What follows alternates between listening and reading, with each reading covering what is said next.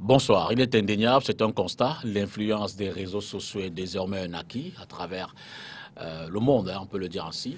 L'actualité, les réseaux sociaux désormais dévancent d'ailleurs souvent et très souvent les médias traditionnels. Ils ont donc une influence sur le comportement des uns et des autres dans la prise de décision, qui c'est peut-être pour des politiques publiques. Et les dernières générations savent mieux peut-être que les plus anciennes s'en servir. Le numérique a donc pris un pas sur les faits sociaux. Et ce soir, on va interroger ce phénomène-là, si on peut le dire ainsi. L'influence des réseaux sociaux dans la sphère publique.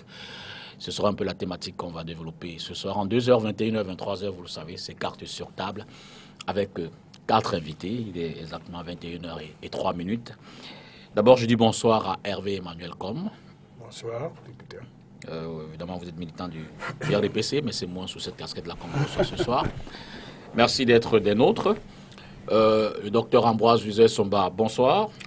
Bonsoir, député. Bonsoir à tous vos nombreux téléspectateurs. Permettez-moi de saluer les aînés qui sont avec moi sur cette table. Nous espérons que, compte tenu du sujet qui est intéressant, nous allons pouvoir éclairer la lanterne de nombreux téléspectateurs qui nous regardent. Enseignant de droit public, entre autres à l'Université de Douala, merci également d'être là. Charles Fongan, bonsoir. Bonsoir Dipita et bonsoir aux nombreux téléspectateurs de STV. Journaliste, je note également que vous dispensez des cours, vous êtes enseignant de journalisme au sein d'un ensemble d'institutions universitaires ici à Douala. Madame Lépée, bonsoir. Bonsoir, Annie Payeb. Ça me fait sourire parce qu'on ne m'appelle pas souvent comme ça. Ah d'accord. Non, il faut bien s'incliner devant cela, non? Merci d'être là également ce soir. Merci. Je note que vous êtes web journaliste, Oui. consultante en réseaux sociaux. Exactement. Vous animez d'ailleurs très judicieusement une page. Et vous avez une rubrique qui revient assez souvent sur une forme de démenti. Ah oui, Stop Intox. Stop Intox, c'est quoi le concept? Le concept de stopintox.cm, c'était un site de lutte contre les fake news en fait. D'accord. Donc, exactement par les réseaux sociaux aujourd'hui, une des conséquences majeures des réseaux sociaux, c'est que les fausses informations circulent souvent à la vitesse de la lumière. Ça a toujours existé, mais il y a une différence. Un journal qu'on a imprimé et qui a souvent moins d'impact qu'avait à l'époque, pas le même impact. Mais maintenant, sur les réseaux sociaux, dès qu'une fausse information est partie, vous vous rendez compte qu'elle peut atteindre 1 million de personnes en un laps de temps. Et ça devient dangereux. Donc, on s'est dit que comment est-ce que nous, en tant que journalistes, c'est nous qui sommes censés faire l'information au quotidien, maîtriser l'info. Comment est-ce que dans cette chaîne-là, nous, on essaie de rattraper ce qui est possible de rattraper. Donc, c'est comme ça qu'on a mis sur pied avec quelques confrères au Cameroun, Amel Situma et Mathias Mwende, qui m'aident dans cette tâche-là à vérifier un ensemble d'informations qui circulent sur les réseaux sociaux. Vous n'êtes pas une forme de barrière aux lanceurs d'alerte qui vont souvent assez vite?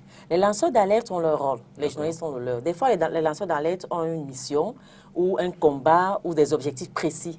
Et eux, ils sont comme les matières premières. Donc, des fois, quand vous allez aller vérifier ce qu'ils ont annoncé, parfois ce sera vrai, parfois ce sera faux. Donc, eux ils peuvent mettre les journalistes sur la piste d'une information.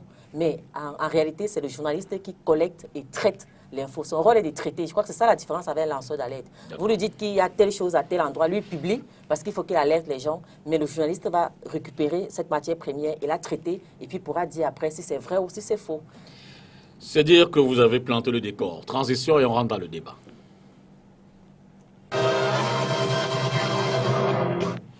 On va peut-être faire simple pour essayer peut-être de comprendre, de décrypter déjà les concepts et qui c'est peut-être les acteurs. Les réseaux sociaux, qu'est-ce que c'est, Charles? Oui, les réseaux sociaux, quand Madame Lépée a pris la parole ici, moi j'ai voulu réagir parce qu'elle a parlé d'informations relativement à ces réseaux sociaux, à tout ce qui y passe.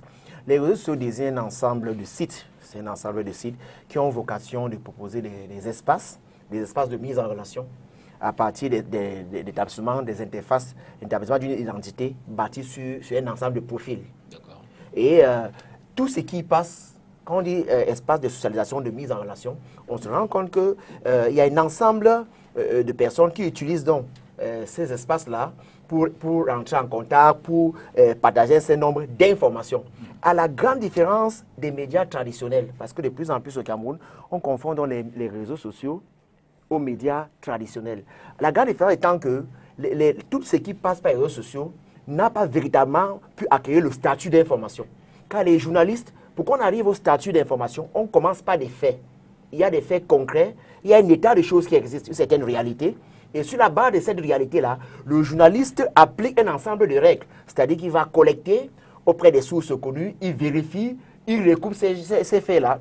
Et maintenant, il s'appuie sur des formes qui sont reconnues, notamment les genres journalistiques, pour transmettre cette information-là, pour mettre cette information à la disposition du public à travers les médias. Vous voyez donc qu'il y a toute une dynamique, il y a tout un process qui est mis en œuvre pour aboutir à ce qui, au final, devient l'information. Mais pour ce qui est des réseaux sociaux, elle a si bien dit, c'est des personnes qui, parfois, depuis leur chambre, se transforment en journalistes, je ne sais pas, en experts, et distillent un ensemble de choses qu'on appelle l'information, qui peuvent être des informations ou pas, et comme ça, qui malheureusement aujourd'hui, à ces informations-là, à ce qui est ici, on n'accorde plus de crédit qu'aux médias, eux-mêmes. Or, les réseaux sociaux, comme je dit, c'est un ensemble de sites, mais ce qui y passe et ce pourquoi ils ont été créés, ce n'est pas forcément pour informer. Sauf que je ne pense pas que les réseaux sociaux soient là pour remplacer les médias. Et je pense que si la voix de l'information se fait de moins en moins entendre, c'est parce que les médias n'ont pas encore compris les enjeux que représentent les réseaux sociaux. C'est important aussi. À l'observation, quand on regarde l'usage des réseaux sociaux au Cameroun, qu'en dites-vous? Bon, il faudrait qu'on plante un peu le corps différemment. D'accord. Les réseaux sociaux sont une application civile d'un instrument militaire. Application civile d'un instrument militaire. Oui, c'est ce qu'on appelle dans la recherche des systèmes de défense et de sécurité des produits duals, c'est-à-dire qu'ils ont une application militaire et peuvent avoir aussi une application civile. Les réseaux sociaux, tels qu'on les appelle globalement maintenant, ce sont des instruments de liaison entre des groupes de personnes à vue de distribuer l'information en temps réel. Et là maintenant, ça a été étendu en application civile, ça a donc donné naissance à ce que vous appelez maintenant WhatsApp, compagnie, Google. Mais à l'origine, c'est un instrument militaire, de liaison de commandement, pour ne pas interrompre la chaîne de commandement. Et le danger des réseaux sociaux, c'est qu'elles rencontrent par un système d'amplification, le volume fait en sorte que ça accompagne en même temps. Je ne dis pas partout, monsieur, s'il vous plaît, ne vous fâchez pas. Le succès des réseaux sociaux est dû au fait qu'il y a comme une espèce de défaite du métier de journaliste. C'est-à-dire qu'il y a une déprofessionnalisation du métier de journaliste et vous avez un ensemble de connards, comme a dit le prix Nobel Eco, qui ont trouvé la... Chanceux le mot. Ouais. Allons-y quand même. Non, c'est une expression qu'ils connaissent. D'accord. Il a dit c'est l'occasion pour que la discussion de bar soit à la portée de tout le monde, même hors du bar. Okay. Donc c'est une espèce de fourre-tout dans lequel on est. Alors, arrivé au Cameroun, vous avez, ça arrive à point nommé. Pourquoi? Parce que d'abord, il y a le développement des libertés politiques et ça s'accompagne du fait que, en même temps, vous avez des difficultés dans les entreprises de médias, c'est-à-dire surtout la presse écrite, qui, elle, est en train de perdre son espace, et parce que ça a un coût commercial qui fait en sorte que les gens se rabattent, là, ils pensent qu'ils peuvent lire quelque chose qui a lieu, même si cette chose n'est pas vraie. Et pourquoi est-ce que ça se développe avec une vitesse, je dirais, cancérigène et fulgurante? C'est parce que les rôles ont été inversés. Ce sont les journalistes qui courent maintenant derrière les réseaux sociaux au lieu de les précéder. Vous avez donc une presse ici, qu'elle soit écrite, c'est-à-dire les journaux, ou des radios, voire même des télévisions, qui passent leur temps à reprendre les informations des réseaux sociaux et ne vont plus faire ce qui est le fondamental du métier journaliste, c'est-à-dire l'investigation, la recherche de la preuve, la matérialité des faits et tout cela. Et donc, vous vous levez le matin, vous ouvrez n'importe quel sur la bande FM, à Douala par exemple, vous écoutez sur 100 informations, 99 sont des fake news, surtout lorsqu'on parle des faits divers. Vous comprenez? Et donc, il y a là un phénomène qu'il faut suivre attentivement avec beaucoup de sérénité, parce qu'en même temps, ça démontre la dégradation du métier de journaliste, le manque d'encadrement. Les journalistes n'ont plus besoin d'aller à l'école pour apprendre ce métier, n'importe quel type qui sait dire Toto Tirinama va vous fabriquer une information. Et vous avez vu que la plupart des faits divers ici sont des faits souvent qui ne sont pas avérés. Et ce que vous appelez des lanceurs d'alerte, c'est ça comme ça que vous les appelez, c'est tout simplement ceux qui pratiquent une forme de désordre, d'anarchie informationnelle et qui vont dans tous les sens. Alors je t'ai mis là-dessus pour dire qu'aujourd'hui, vous avez vu par plusieurs faits, plusieurs des gens qui devaient être des sentinelles pour protéger le métier journaliste, qui est quand même un métier noble, un métier qui concourt à l'expression de la démocratie, sont rattrapés par les instruments qu'ils ont eux-mêmes souvent utilisés pour vouloir imposer un point de vue qui n'est pas toujours fondamental. Ça veut donc dire que les réseaux sociaux, je m'excuse pour mon excellente copanéliste ici, représentent une menace à la démocratie si on ne fait pas attention. Ambroise Uzan, l'état des lieux que vous en faites? Oui, bien entendu, je pense que les autres ont suffisamment planté le décor. Ce que je pourrais ajouter, c'est que les réseaux sociaux sont des sites, un ensemble de sites d'interconnexion dont les missions au départ consistent à communiquer, à informer, à divertir et à procurer des biens de service. Un peu comme on voit aujourd'hui, on a des télévisions haute définition.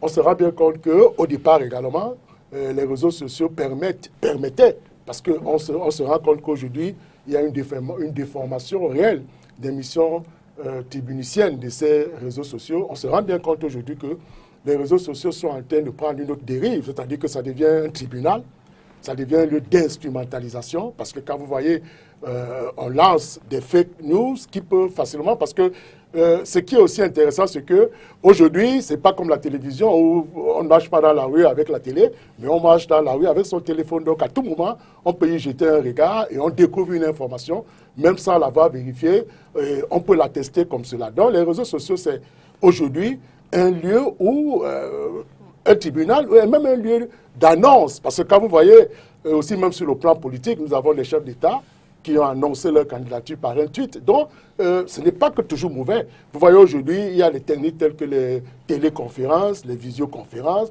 Aujourd'hui, par exemple, je n'ai pas pu aller au cours, mais à travers un forum, j'envoie un support aux étudiants. Vous voyez qu'à partir de là, il y a autant d'éléments intéressants. Mais aujourd'hui, comme je l'ai dit, les données sont en train véritablement de changer. Ça fait de sorte que les réseaux sociaux deviennent un lieu de dénonciation, un lieu de tribunal et un lieu pour que jamais les gens... De criminalité aussi. Voilà, de criminalité. La preuve aujourd'hui, et vous savez, je suis juriste, vous voyez aujourd'hui que le législateur a pu, dans ce sens, prendre jusqu'à 2 lois. Une loi sur la cybersécurité et sur la cybercriminalité. Donc ça veut dire en réalité que le phénomène a atteint des proportions inquiétantes qu'il faille aujourd'hui, comme vous l'avez fait, poser sur la table pour que les uns et les autres y apportent des réflexions bien renforcées. Je voudrais vous donner quelques chiffres. Il s'agit d'une enquête fournie par UA Digital, une enquête qui date de 2020, publiée généralement en début d'année. Alors, sur une population de 26 millions d'habitants, le Cameroun a un taux de pénétration d'Internet de 30%, donc 7 millions et plus, 7 millions 87 000 personnes au Cameroun sont des internautes. C'est une évolution de 7,8. Bon, ce qui est plus intéressant, un peu plus bas, Facebook, 3,5 millions de personnes. Like 640 000 personnes. Instagram, 390 000 personnes. Twitter, 110 000 personnes. C'est-à-dire que Facebook a quand même... Alors, Annie, qu'est-ce qui peut expliquer dans notre pays cet engouement, cet élan, cette ruée vers les réseaux sociaux? Les réseaux sociaux, au départ, sont arrivés pour mettre les gens en relation. D'accord. Donc, il faut déjà savoir que c'est un rôle social, c'est un objectif social. Et les gens se sont retrouvés, les gens qui ne pouvaient pas forcément se voir au quotidien, le téléphone n'était pas encore la chose la mieux partagée, ou une minute d'appel coûtait 500 francs ou 300 francs.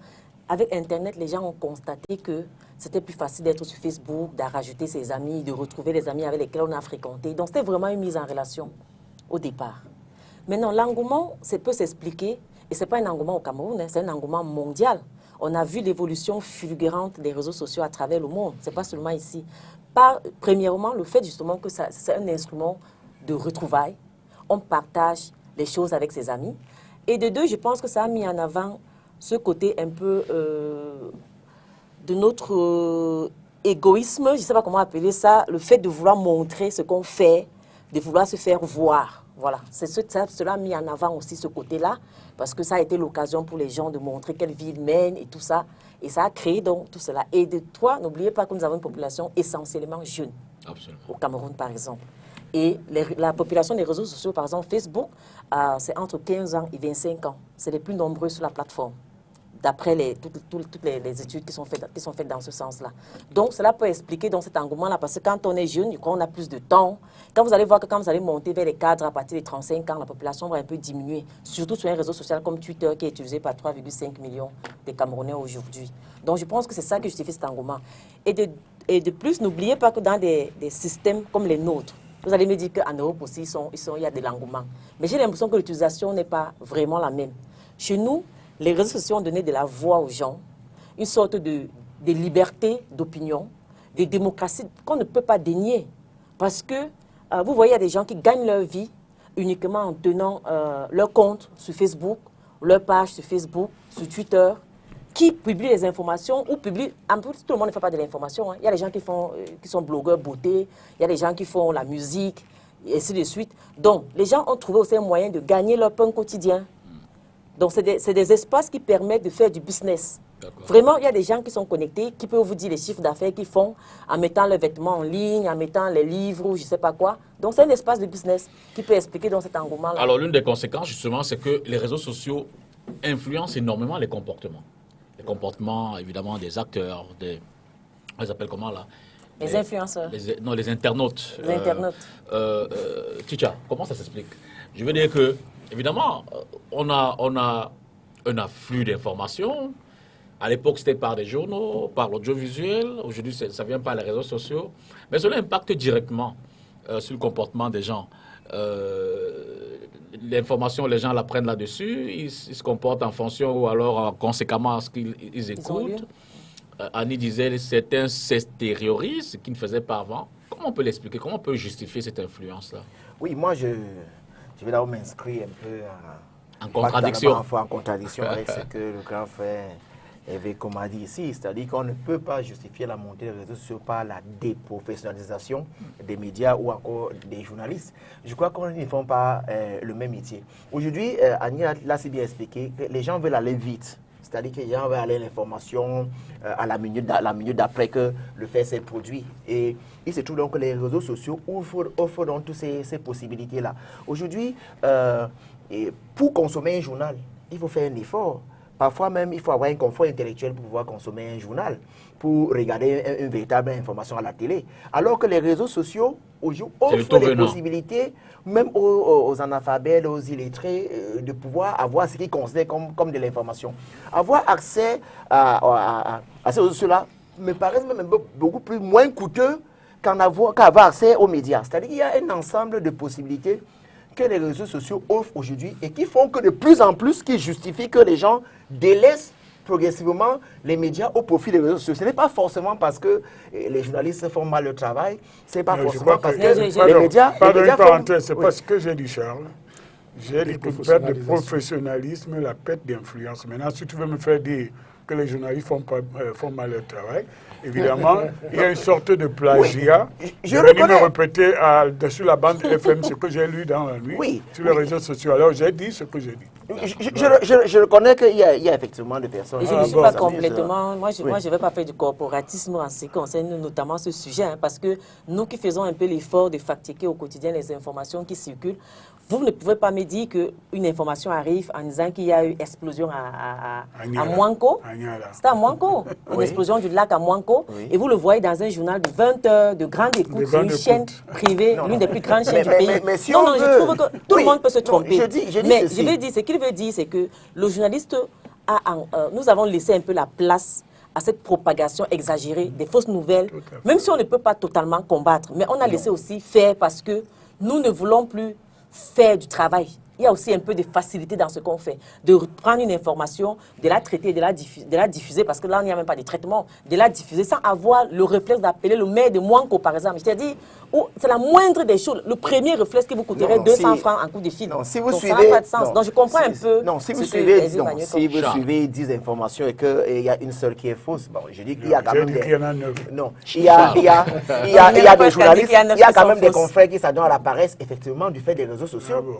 Donc là c'est... Donc, les réseaux sociaux ont une influence, même sur notre métier. Ils commencent à avoir une influence, notamment sur les journalistes qui sont paresseux, sur les médias qui refusent d'investir, parce que collecter, avoir de l'information coûte également cher. Il y a un effort à faire, mais on se rend compte de plus en plus, cet effort-là n'étant pas fait par les promoteurs des médias, alors les journalistes se laissent un peu entraîner par la paresse. Aujourd'hui, s'il faut jauger le degré de crédibilité des informations publiées par les réseaux sociaux et ceux publiés par les journaux, voyez-vous, c'est plus de 75% de tout ce qui provient des réseaux sociaux est faux, vous le savez. C'est-à-dire dans la plupart des cas. C'est-à-dire que c'est approximatif, ce n'est pas totalement cela. Donc, si aujourd'hui les gens s'adonnent plus aux réseaux sociaux, c'est parce qu'il y a des facilités à avoir accès aux réseaux sociaux qu'on n'a pas forcément en ce qui concerne les médias. Donc, il est plus aisé, plus facile pour les gens d'y aller. Et il est également facile soi-même de construire, fabriquer son information et la diffuser. C'est-à-dire que les réseaux sociaux offrent des facilités que les médias traditionnels n'offrent pas toujours. Et maintenant, si on va interroger la quantité d'informations publiées par les réseaux sociaux, on va se rendre compte que, j'ai envie de dire que plus de 50% de ce qui transite par les réseaux sociaux est faux. Et donc jusqu'aujourd'hui encore, il faut faire confiance aux médias. Ce qui gêne encore dans ce pays, c'est qu'il n'y a pas une véritable éducation aux médias. C'est-à-dire que vous avez des gens qui ont l'impression que les médias traditionnels sont similaires aux réseaux sociaux. Donc il y a une véritable éducation aux médias qu'on doit donc faire, je sais pas, intégrer par les Camerounais. On vient sur les causes tout à l'heure. Oui, et puis, Je crois qu'on ne peut pas débattre d'une façon pertinente du problème, du phénomène des réseaux sociaux sans définir ce que c'est qu'Internet. Mon propos introductif était de vous dire qu'Internet est un instrument militaire à l'origine et dont on a découvert les applications civiles qui se déclinent maintenant à travers les forums qui sont dans les réseaux sociaux. Et donc il y a un enjeu d'abord de sécurité nationale et internationale, géopolitique, et chaque pays doit maintenant avoir une réflexion approfondie sur le phénomène des réseaux sociaux, surtout sur Internet. Internet était quoi?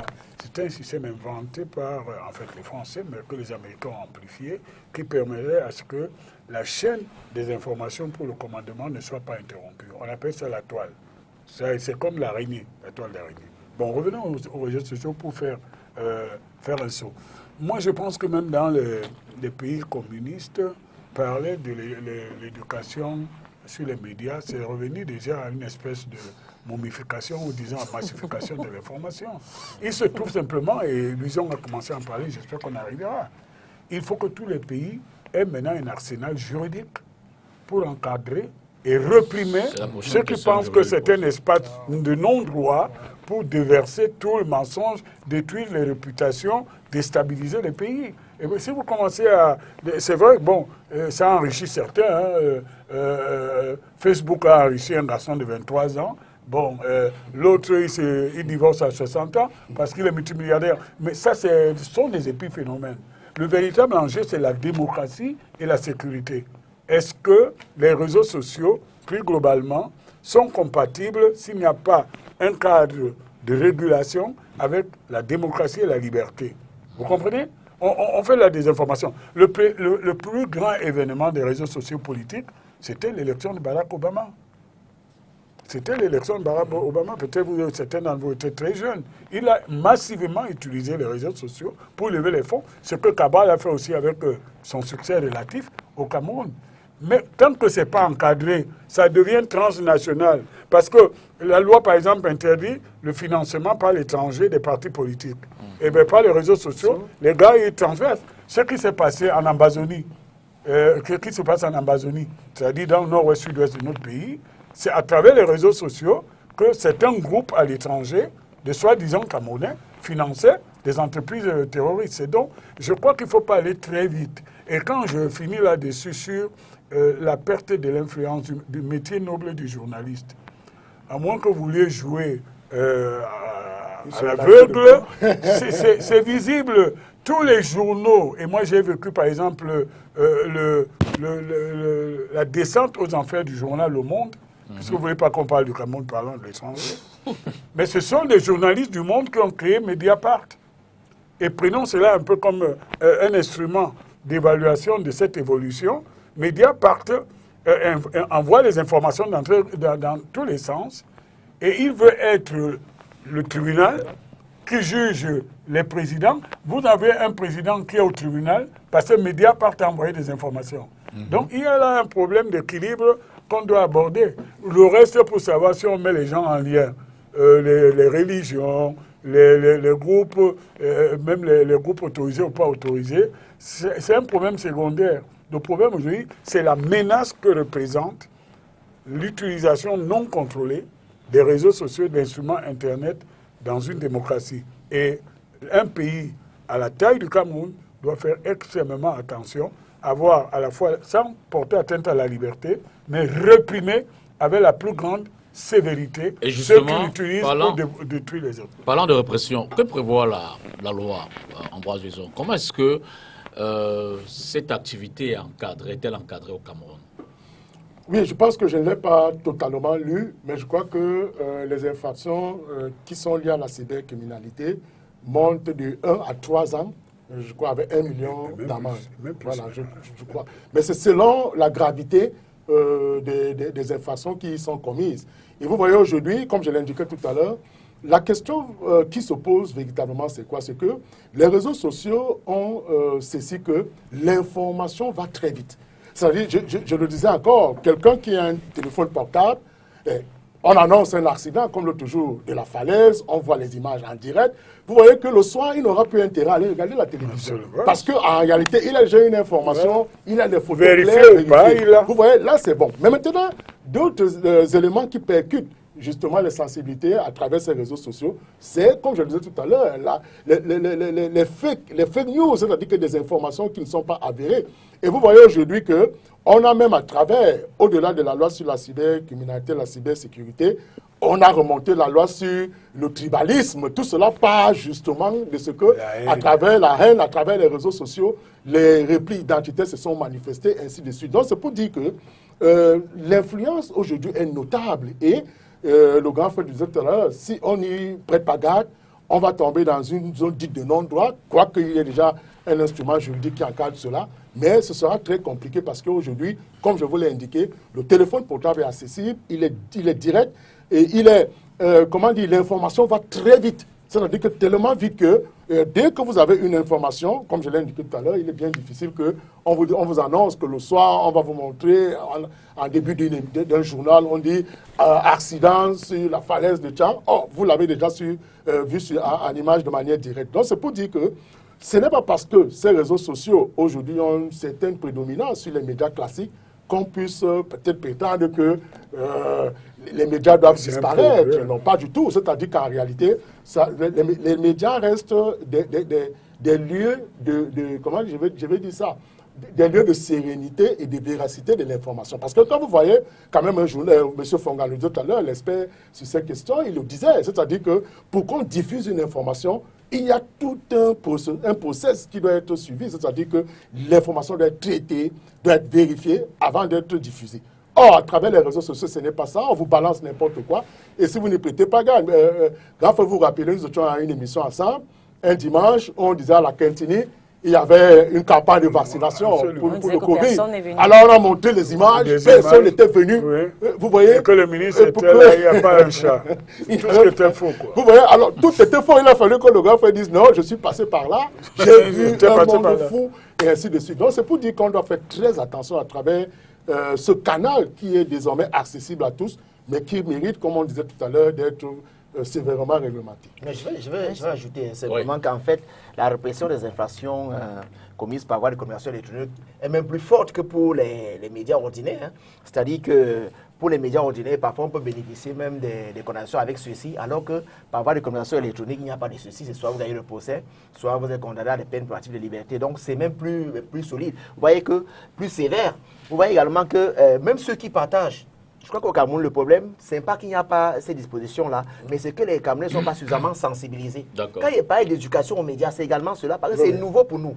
La loi sur l'aspect de sécurité existe, la loi sur l'aspect climatique existe, mais les Camerounais ne sont pas conscients de tout cela. C'est-à-dire que même celui qui partage une information même au 10e, c'est-à-dire que celui qui l'a conçu, qui a été le premier à la mettre en ligne, jusqu'au 10e ou à la 100e personne qui diffuse l'information. Donc je crois que c'est une loi qui est même suffisamment sévère et qui est de nature véritablement à faire reculer ces pratiques-là. Mais il n'y a véritablement pas une communication autour de cela. Charles, tu peux nous donner un exemple d'un procès où on a réprimé la diffusion de fausses nouvelles, parce que moi je vais te donner 2 faits où cet arsenal n'a pas été mis en jeu pour réprimer.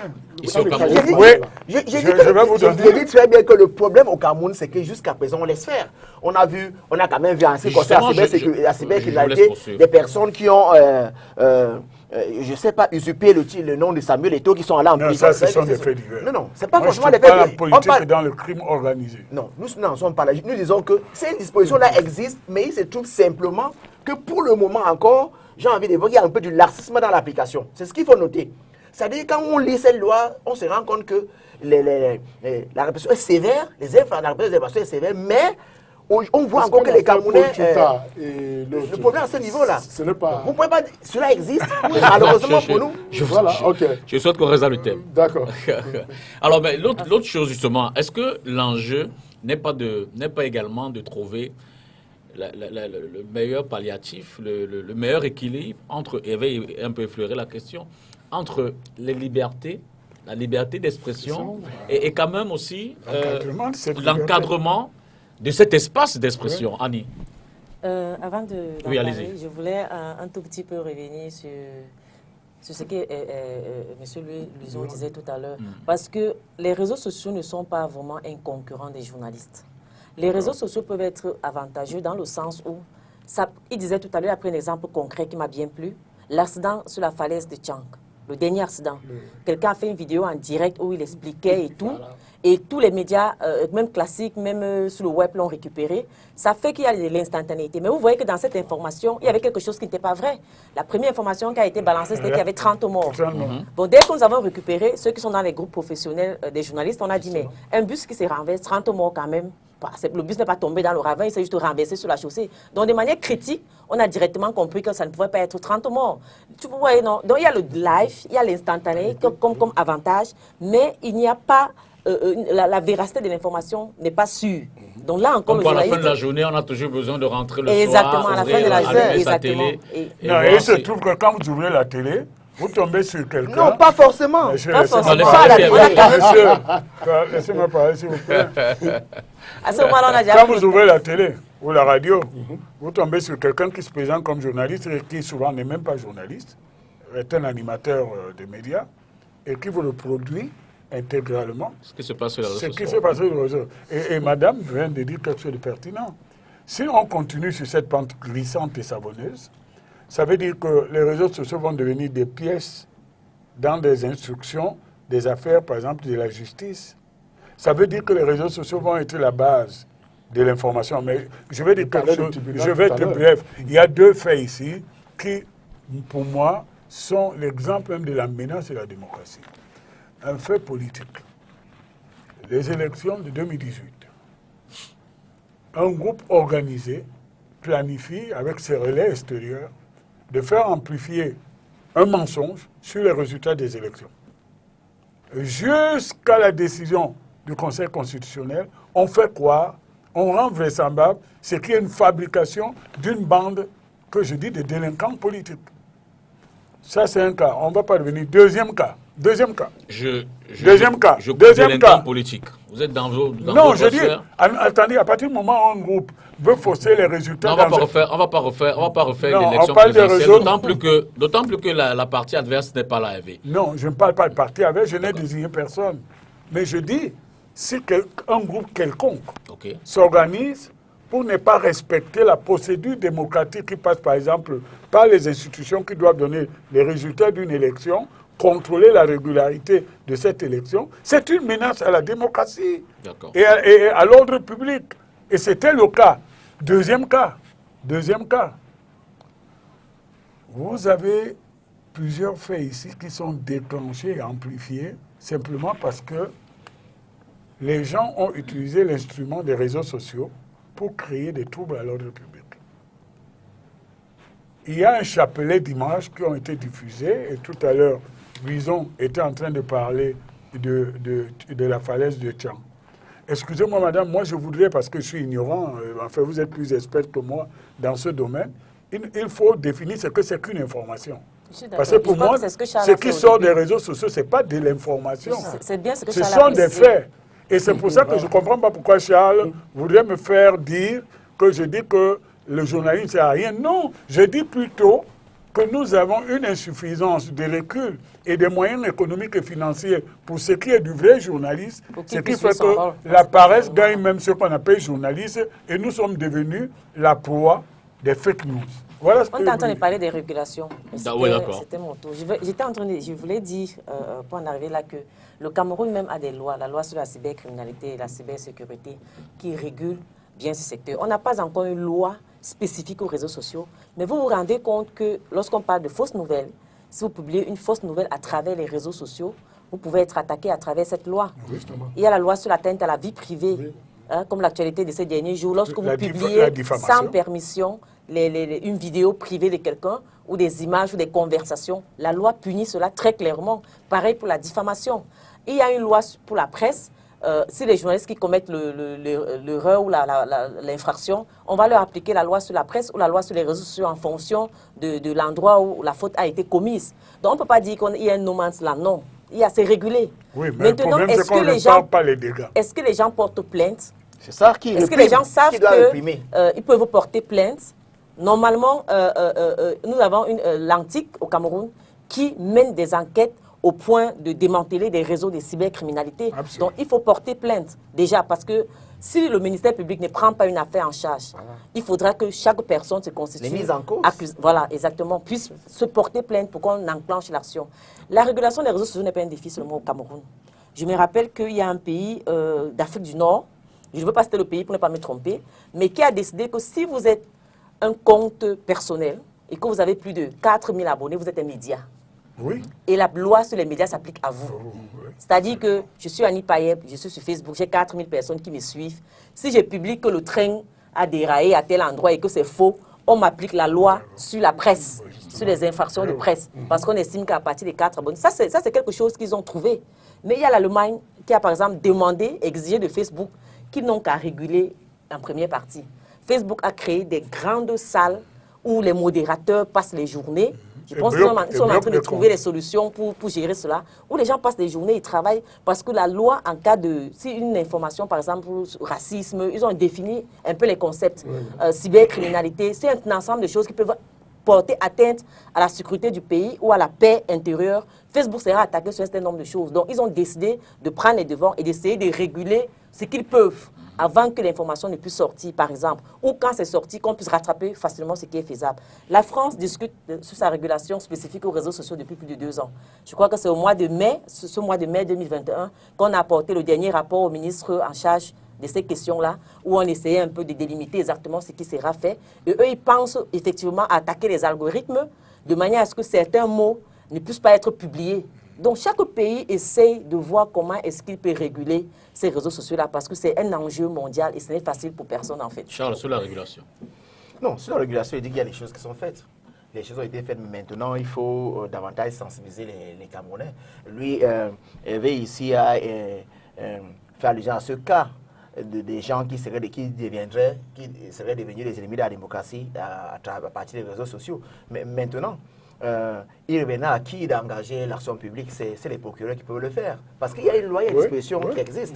Également, ou encore les mises en cause. Donc, ce n'est pas parce que cela n'est pas fait qu'on va dire qu'on est dans un no man's land. Il faut également noter que les réseaux sociaux, ça c'est clair, c'est une excellente opportunité, hein, même pour l'éclosion de la démocratie, pour tout. Même, non, je n'ai jamais dit. On va en parler, monsieur le professeur. C'est une excellente opportunité. Non, parce que lui, c'est pas faux aussi.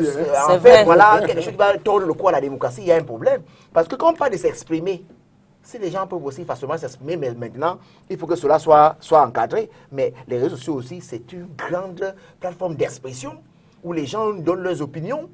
Mais maintenant, il revient au public, aux consommateurs de pouvoir faire la différence de faire la part des choses, de noter que ce qui est publié là n'est que l'opinion d'un tel. Et qu'à partir du moment où c'est l'opinion publiée à travers les réseaux sociaux, cela n'est pas passé par le filtre qu'il faut. C'est pour ça qu'il n'y a pas d'éducation aux médias, que les gens le sachent. Quand quelqu'un publie une information, il faut quand même noter que cette information n'engage que la personne qui la publie. Mais quand c'est les médias, vous avez le média lui-même, vous avez la maison, là, le journaliste, vous avez la profession elle-même qui régule une charte de déontologie et tout le reste. Mais à travers les réseaux sociaux, on n'a pas tout cela. Donc quand il n'y a pas d'éducation aux médias, c'est une excellente opportunité qu'ils nous ont faite. Mais Dipita, vous savez bien qu'il y a une difficulté, sans te couper, Charles, il y a une difficulté à réguler les réseaux sociaux qui réside dans le fait que vous pouvez commettre une infraction et vous êtes aux États-Unis. Et qui a un impact sur le Cameroun. C'est ça la différence. Parce qu'à l'époque, je me rappelle de la responsabilité en cascade en ce qui concerne la presse, où si on le trouve par le directeur de publication, on prend le rédacteur en chef, on prend le journaliste, on prend même le distributeur, le vendeur à la criée. Ça, c'était facile de venir prendre quelqu'un pour qu'il le coupe de sa peine. Mais là, comment vous faites? Dès l'instant où les frontières, il y a eu une célèbre affaire de mœurs ici, où ça s'est passé justement, parce que la personne qui avait publié les images était à Paris. Et il faut à ce moment-là mettre en commun les polices de plusieurs pays, souvent Interpol. Et ça devient compliqué, ça fait de longues procédures. Donc, du coup, certains se découragent, se disent à quoi ça sert de fausses identités. Exactement, à quoi ça sert de porter plainte lorsqu'on peut même changer les adresses IP. Plus tu changes, plus ça perd du temps à ceux qui mènent les enquêtes. Le monde est désormais un village planétaire. Donc, c'est ça qui peut expliquer aussi le fait qu'on est pas régulier. Moi, je suis surpris par l'enthousiasme de Charles, son optimisme par rapport à cet instrument. À cette démocratisation dont il parle. Son optimisme par rapport à l'utilisation de cet instrument de communication, peut être Internet. Parce qu'il y a deux faits que je vois. Quand il dit, par exemple, que c'est un instrument qui peut participer au développement, par exemple, économique ou du commerce, il y a deux affaires à l'échelle mondiale actuellement qui posent le problème de la qualité. Annie Paya a commencé à parler de cela. Vous connaissez l'affaire Amazon.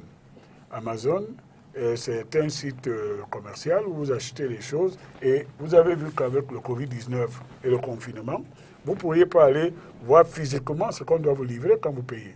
Et donc, ça pose un problème de la sécurité du commerce, même international, même à l'intérieur d'un pays.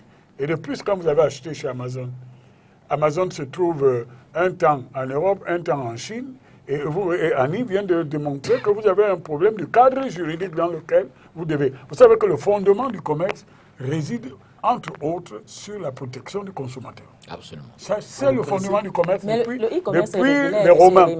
Le fondement du commerce, c'est la protection du consommateur. Or, avec cette activité transnationale incontrôlée, nous sommes plutôt dans le cas d'une fragilisation du consommateur. Deuxième fait, vous allez vivre un événement qui est devenu politique et avec des amplifications que personne n'avait devinées. L'affaire Twitter au Nigeria. Exactement.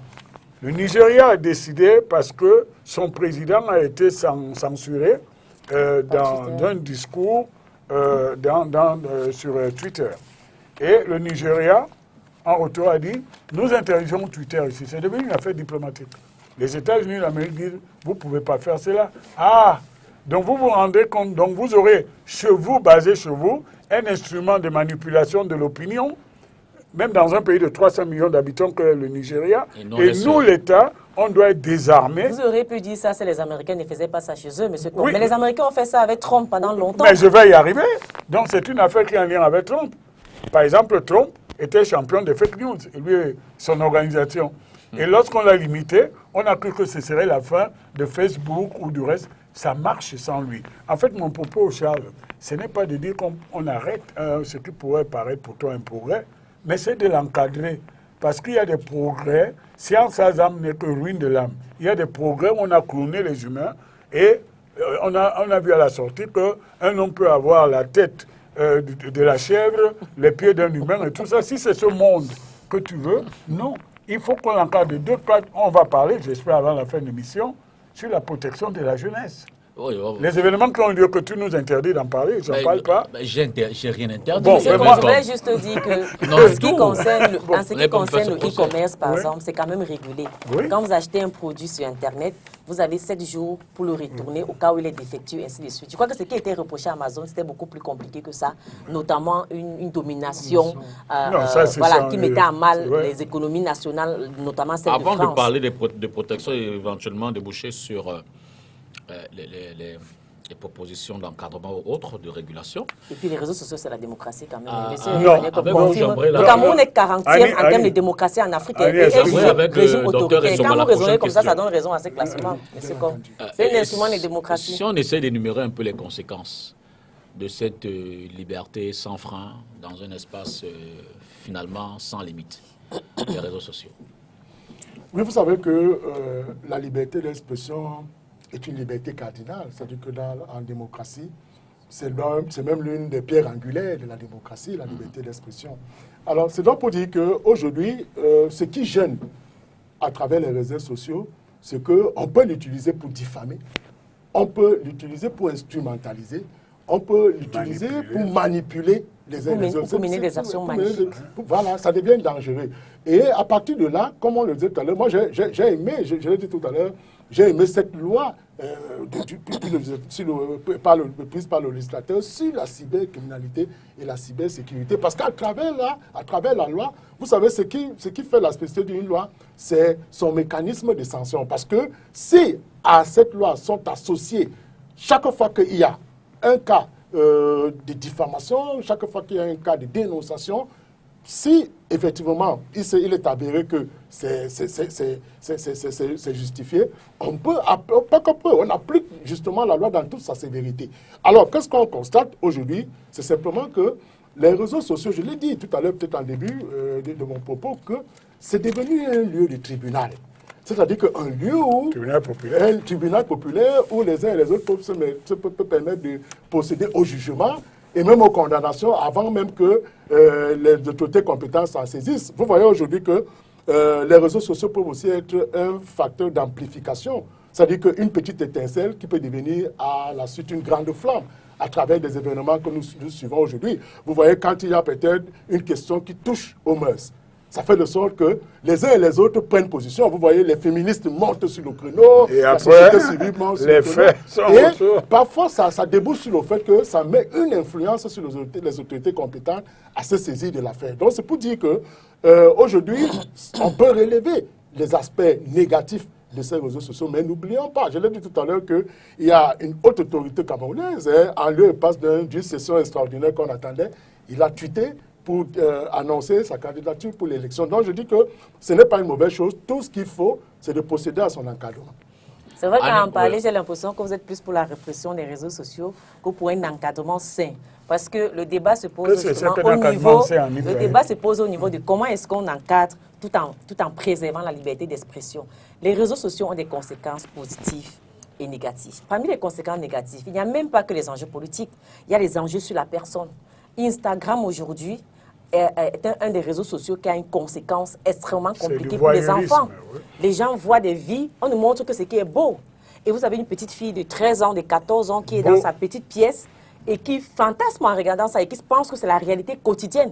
Alors que quelqu'un a peut-être eu une occasion, une fois en 2 mois, d'aller faire quelque chose. Et même si c'est la réalité quotidienne de la personne, si tu es une grande star, c'est normal que tu aies un certain niveau de vie. Est-ce que les enfants qui regardent savent que pour qu'on en arrive là, il a fallu des années de travail, et ainsi de suite. Ils se mettent à se projeter et à faire parfois des choses moralement discutables pour pouvoir vivre ces vies-là qui, en réalité, ne sont pas encore de leur âge ou de leur temps. Maintenant, il y a cet aspect-là. Donc, du coup, on a remarqué, par exemple, le Canada a mené une étude l'année dernière là-dessus. Beaucoup de dépressions chez les adolescents dues aux réseaux sociaux, les suicides. En fait, lorsqu'ils sortent du virtuel, exactement. Voilà. la réalité les retrouve. Le harcèlement cybernétique qui est une réalité palpable. Et ça, c'est ce qu'on peut appeler les conséquences malheureuses. Peut-être qu'on va dire qu'on ne fait pas les omelettes sans casser les œufs. Mais les réseaux sociaux sont un formidable instrument de démocratie. Ce n'est pas les réseaux sociaux que sont partis les révolutions en Tunisie. Je suis désolée, mais c'est pas les réseaux sociaux ont souvent été des grands moments de mobilisation pour des causes justes.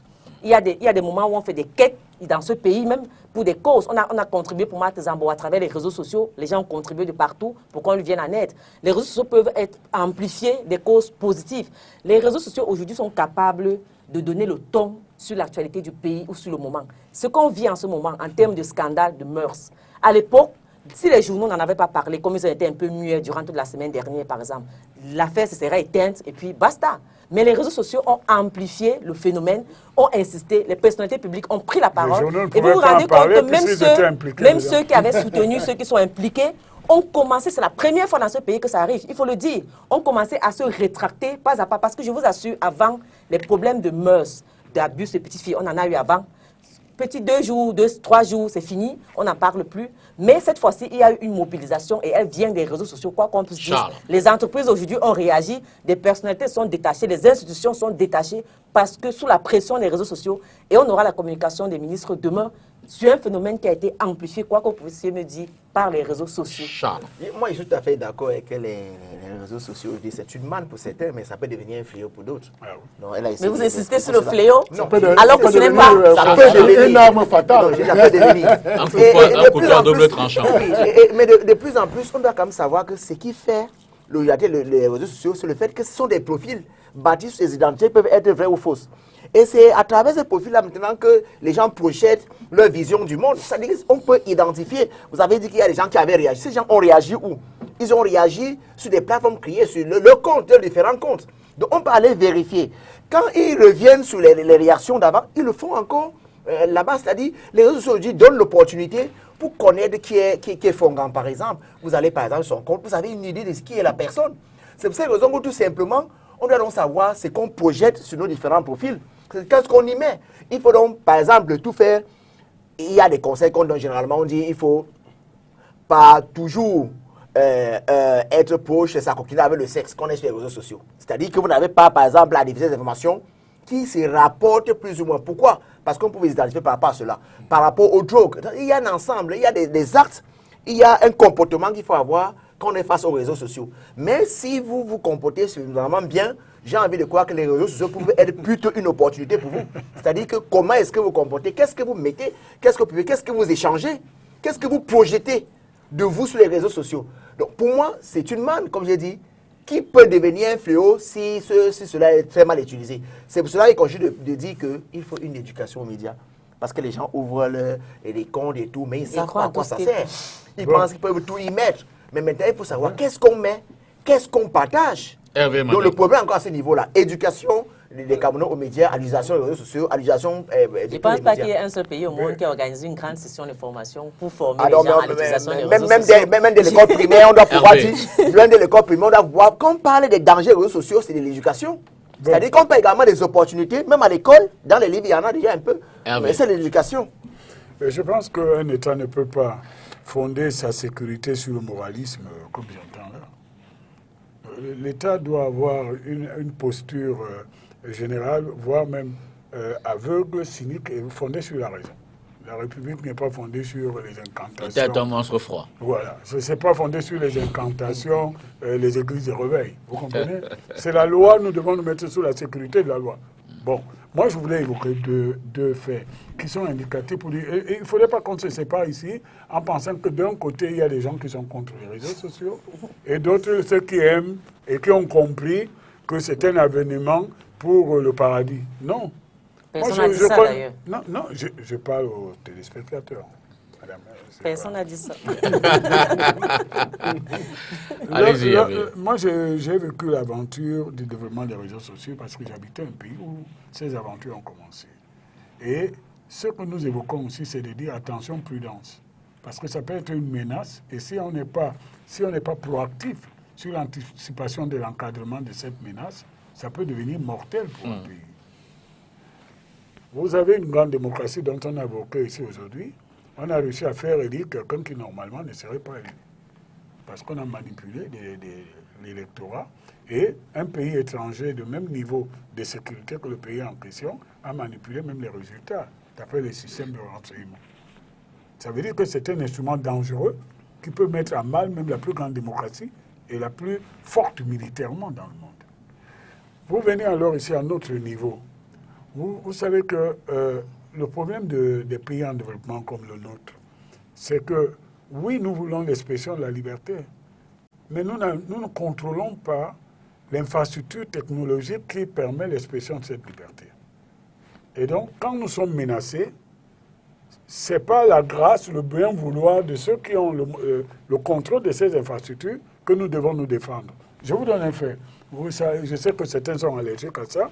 On a suspendu Internet dans la région du nord-ouest et du sud-ouest au Cameroun, pour des raisons de sécurité. Parce qu'on voulait savoir qu'est-ce qui pouvait être, quelles sont les infrastructures financières qui finançaient ces entreprises. Je peux vous dire que le résultat est magnifique. Ça a été formidable, mais je n'en dirai pas plus. Parce qu'on a découvert que des banques qui ont des enseignes, même ici, sur nos boulevards, permettaient le transfert d'argent dans ces groupes terroristes. Donc, Charles, notre réflexion, enfin la mienne surtout, c'est de dire qu'il faut que les gens soient en lien, link comme le réseau que vous avez dit. C'est mettre les gens en lien. Mais il ne faut pas que ce soit un lien pour des entreprises de déstabilisation ou des entreprises qui peuvent devenir criminelles. Et vous verrez que l'encadrement doit être fait. C'est l'interrogation de tous les pays du monde, y compris les États-Unis aujourd'hui, qui ont ressenti. Je vous révèle un des points de l'entretien du sommet Poutine-Biden. Oui. Biden est venu lui dire, nous pouvons rester de bons amis, mais ne manipulez plus les élections chez nous. Et Poutine lui a dit, nous ne manipulons pas, mais s'il y a un candidat qui menace nos intérêts, nous laissons les groupes agir. Vous avez aussi les hackers. Il y a des grandes histoires de criminalité bancaire où des groupes ont volé des milliards dans des comptes des établissements. Écoutez, il y a une affaire au Cameroun, bon, je continue là-dessus. Une banque, donc, elle dit que c'est à l'interne, mais il est prouvé maintenant que c'était quelque chose d'externe, où les gars ont pénétré son outil informatique et ont fait sortir beaucoup d'argent en déplaçant les comptes.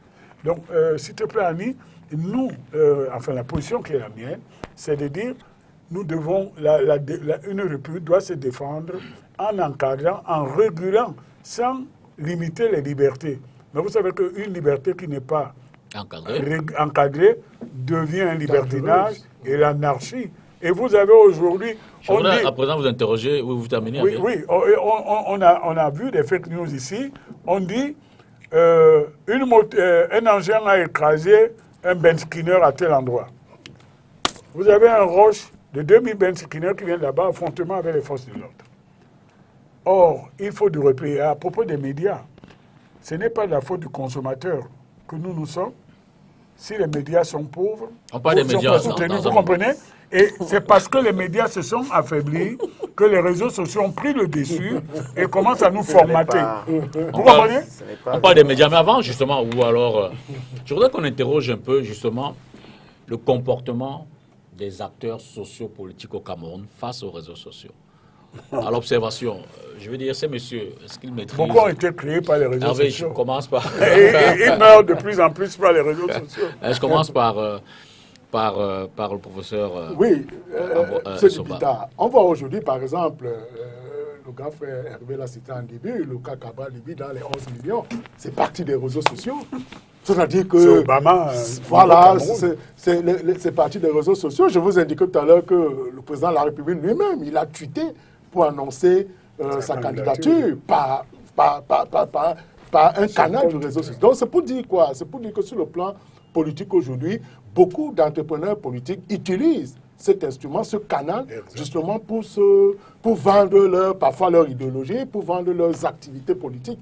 Et vous avez vu la dernière fois, je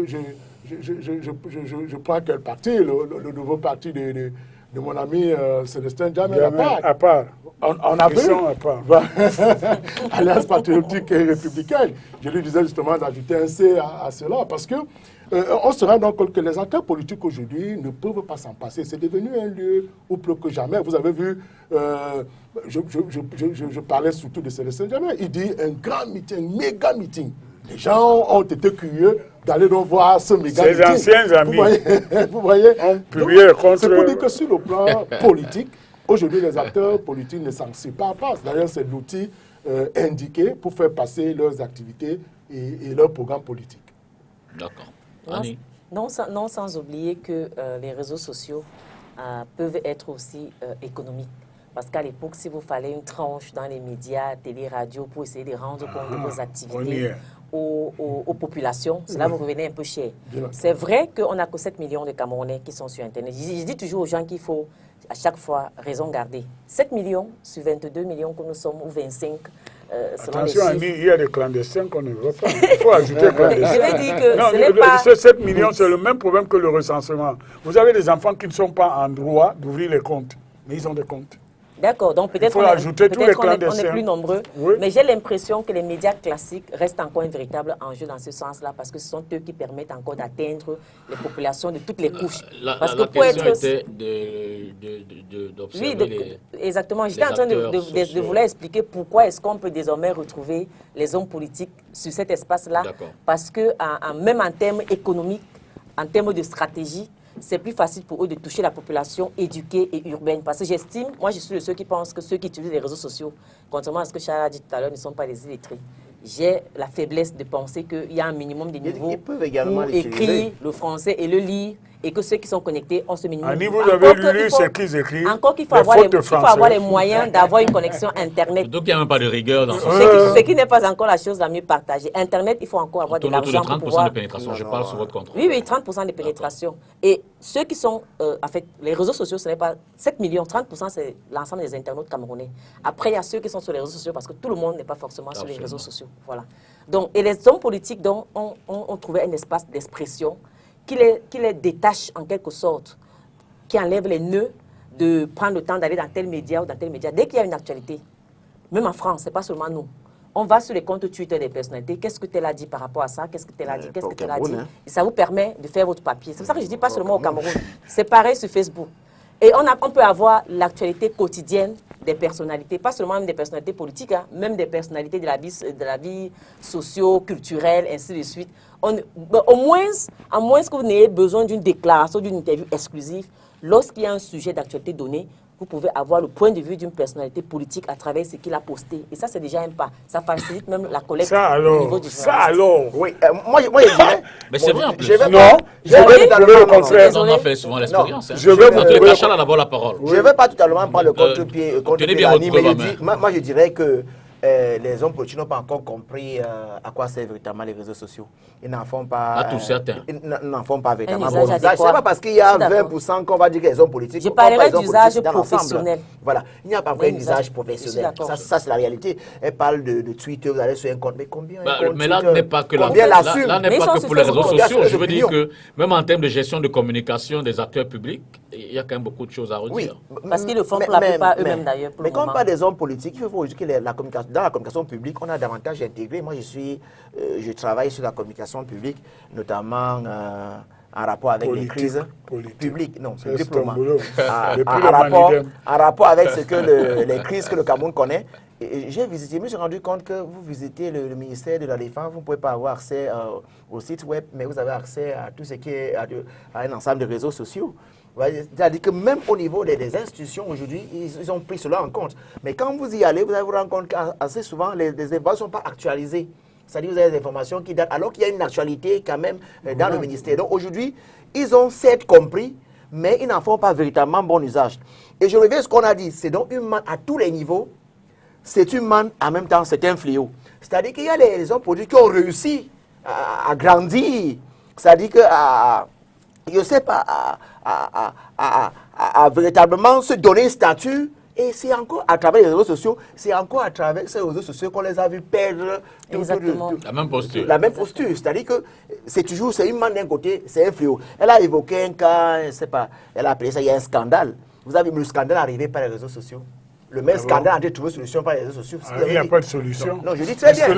Puisqu'elle dit que les dénonciations, c'est-à-dire qu'elle lance les réseaux sociaux qui disent que c'est grâce, c'est pas les réseaux sociaux là qu'il y a aujourd'hui des dénonciations, il y a des conférences qui sont annoncées. Qui a mis la pression. Mais c'est toujours pas les réseaux sociaux.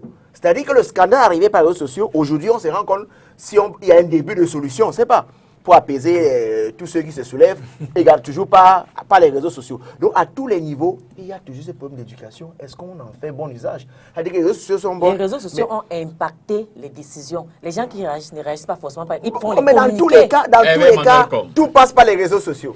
La réalité, c'est cela. Vous posez une question qui est très importante. Il faudrait peut-être qu'il y ait une émission de télévision spécialement sur ça. Les réseaux sociaux ont ceci de particulier, c'est que parfois, ils nous vendent une marchandise artificielle. Du virtuel. Vous avez des personnes ici qui ont une réputation qui n'est fondée sur rien de sérieux. C'est vrai. Et qu'on a monté comme de la mousse, vous comprenez? Et quand vous fouillez, quand vous avez une curiosité, vous découvrez que si on revenait dans les règles du champ politique classique, ces personnes ne pouvaient même pas être conseillers de quartier. Est-ce que c'est une particularité des réseaux sociaux, M. Combe? Est-ce qu'avant les réseaux sociaux, on n'avait pas des gens qui sortaient de Est-ce que je peux dire, Madame Payet, quelque chose? J'admire votre enthousiasme sur les réseaux sociaux. Mais moi, j'ai une responsabilité d'acteur politique. Je dis, il faut faire attention. Parce que vous avez, Charles disait tout à l'heure qu'après, ça tombe comme un soufflet. Même les faits que vous avez ici, certains gens croient à une impunité de leur personne, simplement parce qu'ils disent qu'ils ont 10 000 followers. Et ce sont des délinquants qui prennent la parole tous les jours pour donner les leçons à la terre entière. Alors que ce sont des gens qui vivent dans la transgression de la loi et ils créent des troubles à l'ordre public. Et donc, là, les réseaux sociaux deviennent un instrument de mensonge dans la politique. Vous comprenez? Lorsque vous mobilisez, vous faites croire que voilà, Moïse est arrivé et vous découvrez qu'en fait, c'est même pas un chasseur de lièvres à Bonham Sadi. Vous comprenez? Donc, les réseaux sociaux ont ceci de dangereux, c'est-à-dire les profils ne sont pas souvent contrôlés. Certains racontent du n'importe quoi et saisissent une opportunité pour tromper l'opinion publique. Et ce sont les faits qui parfois reprennent le dessus. Parce que les faits ont ceci de très important. C'est pour ça que je dis, on ne peut pas se passer du métier de journaliste. Parce que le journaliste, lui, il a comme compagnon les faits, la vérité. Et quand les faits deviennent très importants, vous voyez comment ils reculent comme des petits poussets. Les mêmes qui ont raconté que non, tout ça, c'est rien. Et maintenant, ils commencent à rétro-pédaler. Ils entrent dans une espèce de campagne de détricotage des événements. Donc, Annie, les réseaux sociaux, oui, ça peut être un instrument de formation politique pour les partis, mais c'est aussi un instrument de démagogie et qui, à l'origine, souvent, crée du populisme. C'est-à-dire que vous avez des gens qui vont amplifier un événement simplement parce qu'ils veulent qu'on associe leur nom à l'événement. Vous avez des gens qui se mêlent de ce qui ne leur regarde pas parce qu'ils veulent parasiter un événement, parce qu'ils disent « Ah, cet événement-là a été vu par 1 million de personnes. Et si on met mon nom même entre 2 virgules, je deviens un boss à la cité SIC. Vous comprenez? Donc, il faut être extrêmement prudent. Et moi, je reviens dans ce qu'on disait. Liberté, oui. Régulation, surtout. Parce que sans régulation, ça peut être la base d'un nouveau monde. Bon, je raconte une histoire. Quand nous étions à l'université, un de mes camarades d'université qui est devenu président de la République après en France, imaginez qui, je ne donne pas son nom, m'avait dit quelque chose de juste un jour. Il m'a dit, écoute, ces messieurs-là nous dérangent, ils nous demandent tout le temps d'aller dans les réunions d'un parti politique que je ne vais pas donner le nom, sinon vous saurez qui c'est. Il me dit, avec la télé maintenant, tu parles et tu t'adresses à l'époque, la France n'avait que 40 millions d'habitants. Et laissez-moi vous dire, ce gars-là a enjambé le parti politique, il a fait la saute-mouton, et à force de parler sur des estrades, des manifestations, la télé lui a ouvert la voie, on a cru qu'il était. Et aujourd'hui, je ne veux pas dire ce qu'il vit, parce que vous saurez qui c'est, il est tous les jours dans les procès, parce que dans sa vie, il n'avait pas pris l'habitude de respecter les règles de la vie politique. Et c'est la même chose que Internet fait aujourd'hui. Vous avez quelqu'un qui n'a jamais créé un parti politique, qui emprunte les voitures d'occasion et qui vous dit, bon, je m'en vais à une élection, je me retrouve, je ne sais pas, 5e, 2e ou je ne sais pas quoi. Et du coup, il proclame qu'il devient Moïse, c'est lui qui a la lumière. Là, vous êtes sorti de l'aspect Non, technique du c'est débat. pour vous dire que ça fausse. Les réseaux sociaux peuvent être un instrument pour fausser la perception de la réalité et l'appréciation même des programmes politiques. C'est dangereux. Ceux qui les utilisent n'ont pas compris à quoi ils doivent véritablement servir. C'est dangereux. Je suis dans l'éducation. C'est-à-dire que si ceux qui utilisent les réseaux sociaux... Tout le monde ne viendra pas à l'école chez toi. Non, non, ce n'est pas la porte ouverte au mensonge quand même. Ça, c'est clair. Je Ah crois ben, il y a qu'avec des son politiciens équipe, au Cameroun ils sont là pour qui manquent vérifier les matin, informations midi, qui soir. passent. C'est-à-dire que ce n'est pas toujours cela. C'est-à-dire qu'aujourd'hui, on s'en est rendu compte. Je crois qu'elle a mis sur pied une organisation qui permet de vérifier ces informations qui transitent par là. Ah, Parce ça, qu'on est moi, conscient. j'adore. On est conscient qu'effectivement, qu'il y a des problèmes. On voit même les awards. Aujourd'hui, on dit que tel homme politique meilleur, mais on va sur Internet, on paye les gens. C'est pas, il y a même des voilà, d'acheter le nombre de votants et tout. C'est totalement bidon. Je ne sais pas comment, à partir de Douala, même s'il fallait élire, à partir de Douala, comment je veux le mettre. C'est antidémocratique. C'est-à-dire qu'il y a des problèmes. Mais je dis, jusque-là, si les gens sont suffisamment édifiés, ça, on doit continuer à prendre. Ces choses-là sont des choses totalement nouvelles pour nous. Hein. C'est-à-dire les réseaux sociaux, je crois on est arrivé, on est tombé comme un cheveu dans la soupe. Est-ce que vous avez vu que ceux qui ont utilisé les réseaux sociaux ont surtout eu les voix dans l'espace urbain? D'accord? Et parce que l'espace rural qui est le Cameroun aussi le degré de profond pénétration. non, c'est parce que leurs activités n'atteignent pas cette population pour des raisons de déficit énergétique, insuffisance. Vous avez les gens qui sont dans mon village, vous parlez d'Internet, d'abord son téléphone est déchargé, il peut mettre 3 jours avant d'avoir l'électricité pour le charger. Donc, c'est la seule protection qu'il y a maintenant. Mais vous avez ici, nous avons connu des événements en 2008, tu étais d'ailleurs un des acteurs avec moi, n'est-ce pas? Les gars prenaient d'ailleurs votre télévision, prenaient les images au carrefour des 2 églises et disent on est en train de brûler un car alors qu'on a volé la valise d'une voyageuse et c'est parti, les gens allaient s'attrouper aux 2 églises. Donc mes amis, moi je vous invite, je ne suis pas pour le cadenassement, mais je vous invite en tant que démocrate de réfléchir sur la dangerosité d'une telle activité. Moi j'ai vu un de mes fils en train de regarder les pornos sur son téléphone. Danger. Non, mais Parce qu'il faut réguler, monsieur, comme s'il n'a pas encore l'âge adulte. Alors, la place il n'avait pas. La place des réseaux sociaux à côté des médias classiques. Comment est-ce qu'on peut... il faut que les médias classiques soient financés. Il faut que les médias classiques fassent le ménage. Qui essaie de réguler des aboyeurs. Réseaux sociaux, médias classiques. Non, les réseaux sociaux sont une véritable opportunité pour les médias classiques. En ceci qui permet de démultiplier l'information. Donc normalement, vous avez il y a d'ailleurs Internet. La plupart des journaux aujourd'hui, que ce soit les médias, les télévisions, les médias traditionnels, ont toujours leur pendant en ligne. Absolument. Mais sur Internet, pas forcément. Et parfois aussi avec des comptes sur les réseaux sociaux. Maintenant, une fois qu'une information est publiée selon les règles de l'art, on a la possibilité maintenant d'aller toucher une autre cible, une autre audience qui se trouve sur Internet et dans les réseaux sociaux. Donc c'est une véritable opportunité. Mais maintenant, il revient aux journalistes de s'imposer dans les réseaux sociaux à travers la qualité des informations qu'ils diffusent, afin que les gens puissent identifier. C'est-à-dire qu'il faudrait qu'aujourd'hui, si quelqu'un va aller sur les réseaux sociaux d'information, qui cherche le compte de Djibita Tongo, par exemple, qui cherche Annie Paye, parce qu'ils savent que quand ce sont des journalistes et qui ont également des comptes Facebook, quand on y va, on a de l'information.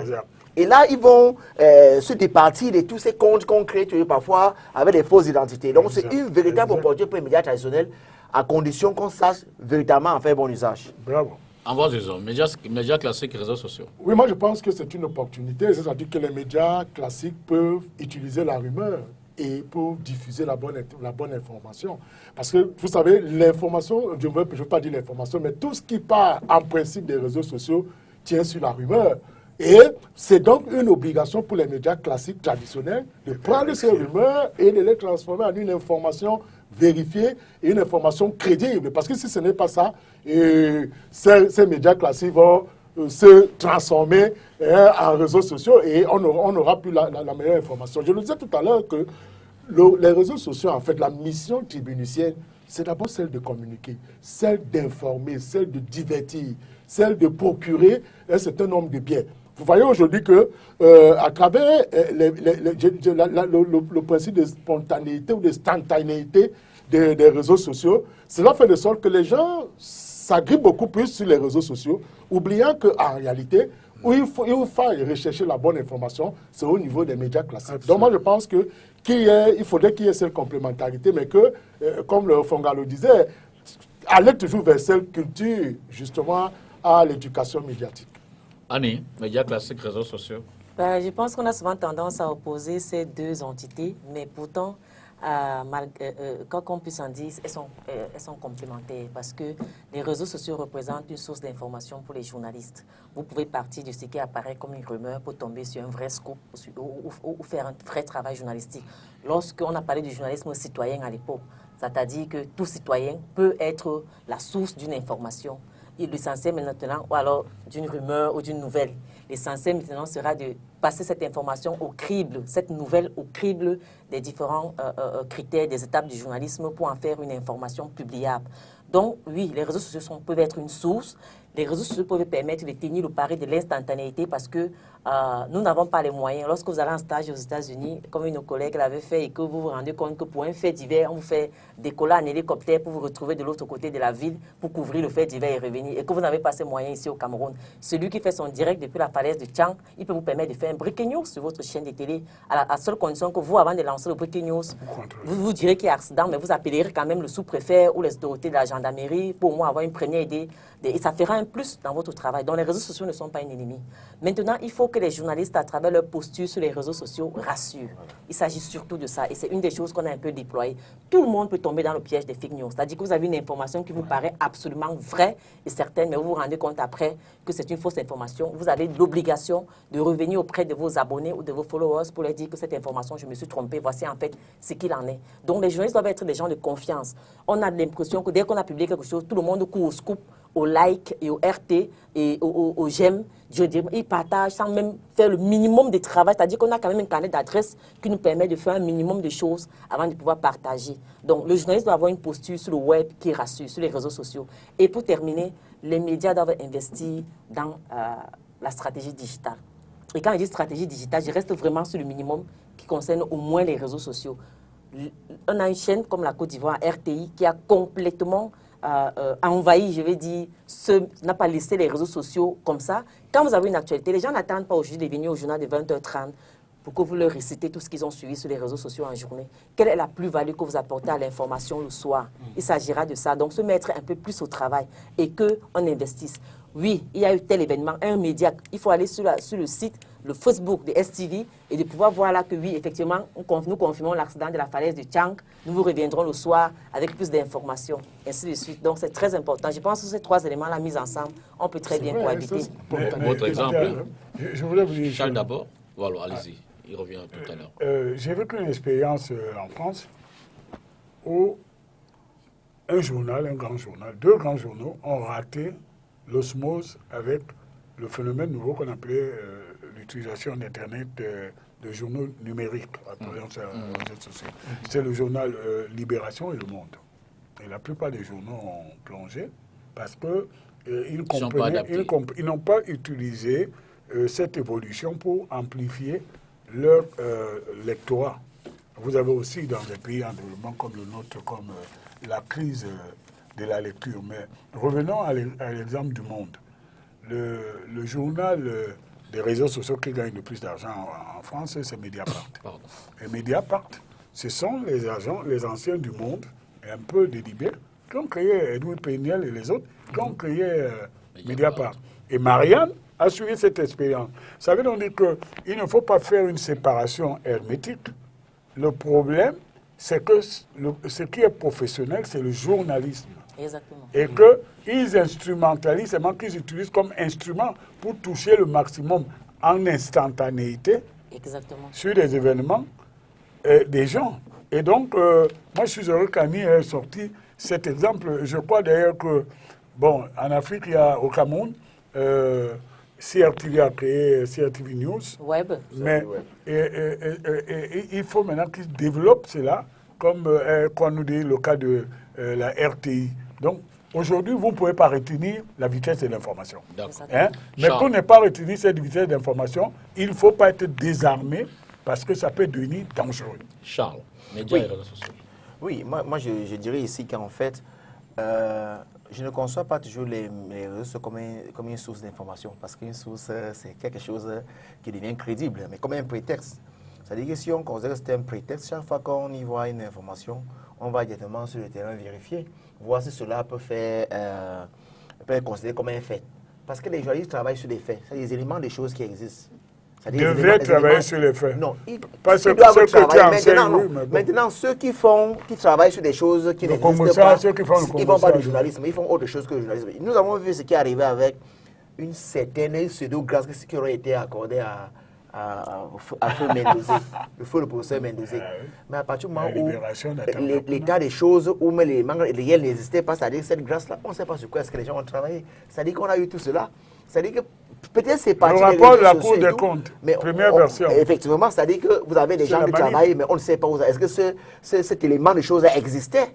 Est-ce que de façon matérielle, cela existait? C'est-à-dire qu'on peut questionner tout cela. Les réseaux sociaux, c'est un prétexte pour qu'on aille véritablement travailler. Également, cela facilite même la collecte. C'est-à-dire que les réseaux sociaux peuvent être utiles, faciliter la collecte, c'est-à-dire que vous pouvez avoir accès à une source à partir des réseaux sociaux, parce que vous pouvez facilement identifier. Les réseaux sociaux peuvent être donc cet outil-là qui aide les journalistes à véritablement faire leur travail. Mais un autre problème, c'est qu'au Cameroun, ceux qui gèrent ce pays ont aussi un problème. Quoi, non, vous avez dit comment est-ce qu'ailleurs, on a développé les médias. Mais au Cameroun, c'est aussi possible. Comme on parle des sites Internet, tout média peut avoir son site Internet, n'importe qui veut créer un site Internet.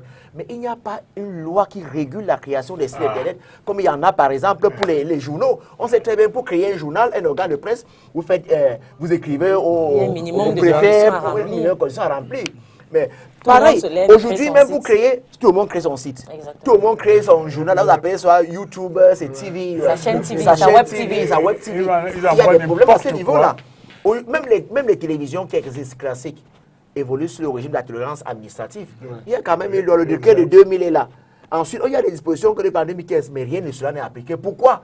Parce que le pays n'en veut pas, que ceux qui gèrent ce pays ne le veulent pas. Ils ne veulent pas avoir des médias suffisamment forts. Je dis, mais pourquoi? Si on appliquait les dispositions relatives à la création des médias de 2000, on fermerait tous tes amis. Oui, mais moi je suis d'accord. Pas tes amis. Non, je dis ceci. Je suis d'accord qu'on ait 5 médias, 5 télévisions qui respectent avec les journalistes qui travaillent, qui sont bien payés, que d'en avoir, je ne sais pas, 30. Je suis d'accord qu'on ait des personnes, des véritables investisseurs qui veulent investir pour créer des web TV, que d'en voir n'importe quel champion qui au quartier du jour au lendemain crée sa web TV et crée sur YouTube. Il y a un problème. Donc aujourd'hui, à qui profite le crime? C'est à ceux qui gèrent ce pays. Non, je ne peux pas te dire ça. Mais sinon, les premières victimes de cet état d'anarchie dans la sphère médiatique, c'est d'abord le pouvoir en place. Parce que plusieurs ont fondé... Ils ont trouvé une solution. Plusieurs de tes anciens élèves et amis ont fondé tous leurs fonds de commerce sur le dénigrement de l'action publique. Et ils pensent qu'ils ne peuvent pas exister s'ils ne disent pas des contre-vérités sur l'action publique. Or, tu es en train de nous ramener sur ce qui est fondamental, ce que tu enseignes. Mais si on rentre d'une façon fouillée sur la réalité, c'est l'anarchie. C'est-à-dire qu'on a des rares professionnels comme Annie qui sont entrés dans cette activité pour essayer de mettre un peu de lumière. Vous avez un titre qui va vous dire Hervé Emmanuel a dit que Paul Biya est l'incarnation vivante. Il disparaît. Vous le connaissez. Il vous dit ça dans un journal qui n'a jamais existé. La tolérance administrative. Et il est, s'il te plaît, Charles, tu sais de quoi je parle. Ah, oui. Et il est relayé par une fait, parce que moi je gêne. Mais je peux faire gêner, mais je ne veux pas céder devant eux. Donc, ce que tu dis, c'est ce qui est idéal, mais la réalité est que il faut que la tolérance devienne zéro. Et Annie va se plaindre en disant « Oh, c'est trop d'encadrement. » Oui, mais nous voulons que cette tolérance zéro là. Ah, d'accord. Oui, mais pas de laisser prospérer des médias qui n'ont normalement pas droit de... Et du coup, vous embrayez sur la prochaine question. Alors, comment encadrer tout ça? Comment réguler tout ça? Comment trouver, je posais la question déjà tout à l'heure, comment trouver le meilleur axe entre liberté d'expression et respect de l'autre, respect de l'épanouissement des uns et des autres. Je veux dire, il se dit assez clairement la liberté des uns s'arrête là où celle des autres commence.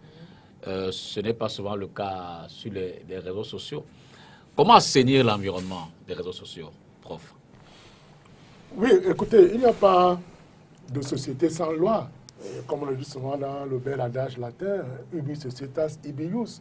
C'est-à-dire qu'il y a la société, il y a le droit, et chaque société a son droit. Ça veut dire tout simplement que pour encadrer, pour une belle harmonie de l'expression des libertés et justement de cet encadrement, parce qu'il ne faudrait pas que la liberté débouche vers un libertinage, il faudrait justement que le législateur monte sur le chrono en élaborant des lois, mais en procédant à leur communication.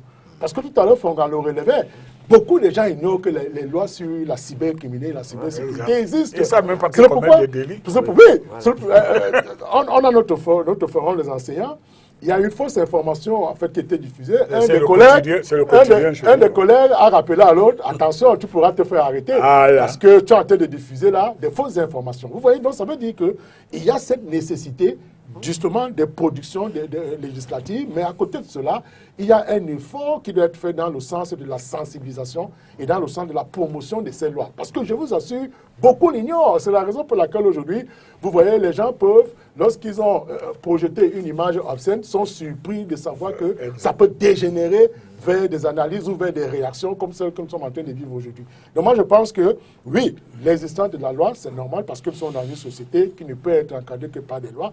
Mais maintenant, il faudrait qu'il y ait une belle harmonie entre ces encadrements, cette régulation juridique, à côté justement de l'expression des libertés publiques. Annie, l'encadrement, la régulation. Pareil, je pense que il faut que les gens intègrent que les réseaux sociaux ne sont pas... quand vous prenez votre téléphone, vous commencez à écrire, vous n'êtes pas sur Mars. Vous partez d'un pays et vous diffusez vers un pays et vous devez respecter les lois dans ce sens-là. Maintenant, la loi même, par exemple, pour la presse, reconnaît le droit de se tromper. C'est-à-dire qu'on peut diffuser une fausse nouvelle en étant de bonne foi. Encore faut-il le prouver. Mais de prime abord, il faut qu'on sache qu'il y a la diffamation, il y a la fausse nouvelle, il faut respecter la vie privée d'autrui, ainsi de suite. Ne pas diffuser des informations dont on n'est pas sûr. Donc, il faut que les gens aient cela en maxime et se disent que c'est comme si j'ai injurié quelqu'un dans la rue et cette personne va me porter plainte. Si je le fais sur la toile, cette personne aussi pourra me porter plainte si elle le veut. Je pense que ça peut quand même retarder un certain nombre de relations. Maintenant, après, derrière, comme Charles disait, il y a une petite éducation cybernétique à faire. Quand on fait les petits cours sur comment faire face à une fausse nouvelle, les bonnes questions qu'il faut se poser, il y a quand même un minimum d'état critique qu'il faut avoir lorsqu'on est face à une information pour ne pas être un relayeur de ce qui peut causer ce qui peut avoir une conséquence grave. On a eu l'affaire Dove à Yaoundé. Excusez-moi de citer sans publicité. C'était un phénomène concret de ce que ça peut représenter en termes de danger. C'est-à-dire, on a dit que quelqu'un est arrivé dans le supermarché et a commencé à payer toutes les factures des gens. Et en quelques minutes, le supermarché a été envahi. Ça aurait pu être autre chose. Et ça aurait pu dégénérer. Donc, que les gens aient un minimum de bon sens lorsqu'ils sont sur les réseaux sociaux. Parce qu'on a vraiment souvent l'impression qu'on garde tout ce qu'on a comme intelligence quelque part et puis on se met là, on fait ce qu'on veut. Donc, je pense que régulation, mais je suis pour une cohabitation harmonieuse entre la régulation parce qu'on est dans une société et la liberté d'expression. Vous voulez ajouter avant de prendre je fais une sortie, une analyse dans un média, peut-être concurrent du vôtre, où le lendemain, quelqu'un écrit sur un internaute écrit continue de rester objectif parce que si tu bois l'huile de la sardine, voilà, si tu bois l'huile de la sardine, on t'a à l'œil. Ça m'a effrayé. Je ne suis pas sorti. J'avais trop peur. Je me suis dit, mais qui j'ai cherché à identifier la personne, mais jusqu'à ce jour, je n'ai pas pu le faire. Vous êtes quand même sorti finalement. Mais je suis sorti finalement. Je me suis dit, bon, j'ai peur de quoi? Charles. Oui, moi également, je suis qui pour savoir la régulation, mais davantage, je suis pour la sanction. Parce que je pense qu'il y a beaucoup de laisser-aller. Il y a beaucoup de laisser-aller sur les réseaux sociaux et nous en sommes victimes. Et cela me peine davantage, d'autant plus que le journalisme prend un coup. Moi, je suis un défenseur de la corporation, aussi par ailleurs syndicaliste. Et tu es toujours syndicaliste? Oui, toujours responsable de la communication des syndicats, des journalistes Cameroun. Même patron, tu es syndicaliste. Secrétaire national de la communication. Voilà, secrétaire national de la communication. Donc là, je crois que les médias, la corporation prend un sérieux coup. Pourquoi? Parce que, je le dis, il va encore le dire, les pouvoirs publics laissent faire. Je crois qu'ils ont peut-être raison que nous ne comprenons, que nous ne maîtrisons pas. Pourquoi est-ce qu'ils laissent faire jusqu'aujourd'hui? On a quand même vu qu'il y a des messages, il y a une sensibilisation quand le Mimposter avait commencé. On recevait des messages comme ça dans le téléphone où on vous disait vous ne devez pas relayer toutes ces images qui viennent du NOSE et tout. Effectivement, quand vous parcourez ces lois de la cybercriminalité sur la cybersécurité, c'est clairement inscrit avec les sanctions. C'est-à-dire qu'il y a une communication qui a commencé à être faite, mais sauf qu'on a eu l'impression qu'ils le font simplement parce qu'ils ont un intérêt à le faire. On n'a pas vu qu'ils sont dans une véritable communication publique parce qu'ils veulent sensibiliser les Camerounais. Il faut qu'on continue. Je ne crois pas que ce soit seulement le rôle de Mimpostel. Il y a d'autres ministères qui sont impliqués, ils devaient le faire. Il y a maintenant les médias, ça, même les grands médias. ont beaucoup de faiblesses. Quand vous voyez les débats aujourd'hui, il y a la grande paresse. Aujourd'hui, vous savez quand il y a la grande paresse où pratiquement l'oisiveté intellectuelle. Quelqu'un part du quartier, le véritable idiot du quartier devient une star planétaire parce qu'il a sa présence sur un débat. Où les gens disent des insanités, beaucoup de choses qui sont reprises dans les réseaux sociaux. Mais on ne voit pas ces gens-là corriger. Déjà, pourquoi? Parce que même ceux qui organisent les débats n'ont pas la maîtrise des sujets. Les gens avancent des statistiques totalement erronées. C'est à ce moment-là que parfois Annie et son groupe doivent essayer de rattraper avec le stop et intox. Mais combien de personnes ont accès à stop et intox? Il y a un véritable problème. Donc, comme les hommes des médias, les hommes des médias doivent également jouer leur rôle. Sensibiliser davantage, faire savoir aux gens, même sur les plateaux, rappeler aux gens que ces dispositions légales existent. Rappelez-moi à ceux qui reprennent, parce que vous allez voir chaque groupe de débat, et c'est pas chaque émission a maintenant son forum. Et dans le forum, on fait la projection, c'est-à-dire on continue le débat. C'est à cause du sable, il y a des gens qui sont là pour insulter. Et quand vous voyez tout ce qui est inscrit, tout ce qui y passe, il y a véritablement des problèmes. Donc même ceux qui gèrent les différents forats, aujourd'hui, doivent jouer le rôle qui est le leur. Il existe un système de oui, c'est-à-dire qu'eux, à leur niveau également, ils doivent réguler, ne pas laisser tout passer. Quand quelqu'un avance des thèmes qui sont de nature à promouvoir la haine, il faut rappeler à celui-là que non, cela ne passe pas ici, que c'est interdit, qu'il y a une disposition légale. Donc, tous les Camerounais, même au niveau de la maison, chacun doit jouer son rôle. Si chacun joue son rôle, c'est-à-dire qu'il y a d'abord une régulation avec les tests qui existent. Si chacun joue son rôle, j'ai envie de croire que les choses pourraient un peu bouger. Mais maintenant, les éducateurs, je crois que le docteur Louis sont ici, et moi, en classe, j'ai fait cela. C'est-à-dire, je rappelle aux étudiants que voici ce qui est. Et il y a des choses qu'on ne peut pas accepter. Je ne manque pas de prendre des exemples sur mes confrères. Ça, les gars me connaissent. J'ai cette légitimité là, quand vous en savez, vous pouvez prendre ce type d'exemple là. Exactement. Les gens disent parfois que je descends. Moi, je dis non. Il y a parfois même, quand les gens arrivent en salle et qui donnent l'impression que voici la meilleure émission de débat sur les chaînes, je démonte l'émission pour montrer qu'en fait, c'est une coquille vide. Pourquoi? Je donne toujours les raisons, les arguments pour les permettre de comprendre. Donc aujourd'hui, je reviens encore à l'éducation. Il y a une éducation qui doit être faite à tous les niveaux. Mais la première personne, le premier responsable et qui ne fait pas son travail, c'est les pouvoirs publics. Mais les pouvoirs publics, ils font semblant de ne pas faire le travail. Je suis ravi ce soir parce que quand j'entends le discours que tient Charles, ça veut dire qu'on a fait du progrès ici. C'est-à-dire que les gens de bonne foi, et ça me rassure sur le fait que nous allons vivre de plus en plus de triomphe de la vérité, de la réalité, sur les montages, sur les manipulations. Donc moi, je suis pour la liberté, oui. Mais toute liberté, chacun doit assumer les conséquences de cette liberté. Moi, je suis pour une société de la responsabilité.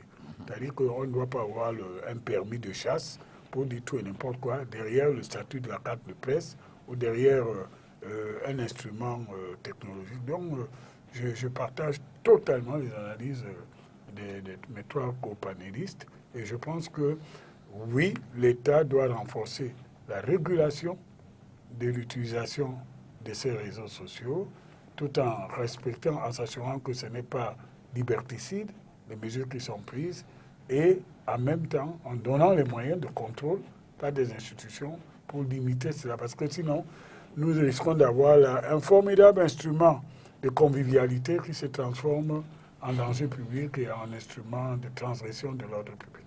Vous l'ajoutez à nouveau? Ah non, pas du tout. D'accord. Alors, maintenant, bon, on a parlé des réseaux sociaux. Mais il y a des types de réseaux sociaux. WhatsApp, Facebook, des réseaux sociaux professionnels, Instagram, d'autres. LinkedIn. Les professionnels. Oui, mais là, on ne devait pas appeler les réseaux sociaux d'entreprise des réseaux sociaux. Mais bon, c'est pas que l'évolution. Parce que ça devient un forum, un cadre de travail. C'est une conférence entre les gens et c'est fermé. Okay. Donc, on devait appeler les réseaux sociaux ce qui est ouvert et qui, en fait, touche des personnes qui croient être cachées, masquées, parce qu'ils n'ont pas en face d'eux, je parle sur le plan de leur téléphone, quelqu'un qu'ils connaissent. Moi, j'ai souvent ouvert Facebook. Moi qui ne fréquente pas ce truc, je trouve quelqu'un que je ne connais pas qui m'insulte. Vous comprenez? Je dis, mais wonderful. Et comme j'ai pris l'habitude de ne pas répondre, d'ailleurs, même quand on met mon nom dans un forum, ça me sert de lecture. Lui, parfois, il se demande, mais comment? Je lis, mais je ne réagis pas. Donc, c'est une attitude malheureuse, hein, parce que nous rend passifs, là où on doit participer pour faire évoluer la vérité.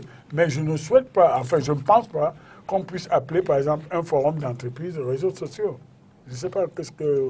Ils appellent ça un réseau réseau social. professionnel. C'est un réseau social parce qu'il met en commun des gens. Non, mais qui je veux dire, il est exercent. fermé. Il est fermé. Moi, j'ai un forum de mes enfants familial. Il n'est ouvert à personne d'autre qu'à strictement on comme des Ah, vous parlez de WhatsApp. Hein? Vous parlez de WhatsApp? Non, je ne donne pas le nom, mais il existe. Non, mais si on appelle maintenant réseaux sociaux, Ce sont des messageries, les comptes. de voilà, messagerie. les comptes de messagerie, Mais mais aujourd'hui, avec interactifs. Mais on appelle ça c'est ça, aussi on des les réseaux a mis sociaux. dans les réseaux sociaux, mais ce ne sont pas des réseaux sociaux au sens classique du terme. Tu comprends? Justement, je voulais... Oui, vous voulez ajouter? Oui, moi je veux dire qu'en fait, quand on voit au départ même, les réseaux sociaux, c'était les instants de socialisation. Hein. Oui, C'est-à-dire, les contacts. et d'ailleurs, quand on dit contact, on se rend compte qu'en fait, C'était convivial. c'est là où on crée une certaine harmonie Oui. entre les humains, entre ceux qui vivent dans une société donnée. C'est-à-dire qu'on peut regrouper... celui ça a qui- déraillé. Quand on dit instant de socialisation, mais maintenant on se demande, mais comment est-ce qu'on peut partir d'un instant de socialisation où peut-être même les gens qui avaient des mauvais comportements devaient se réajuster à travers ces instances-là. On se rend compte qu'on est dans un parfait dérapage. Ouais, ouais.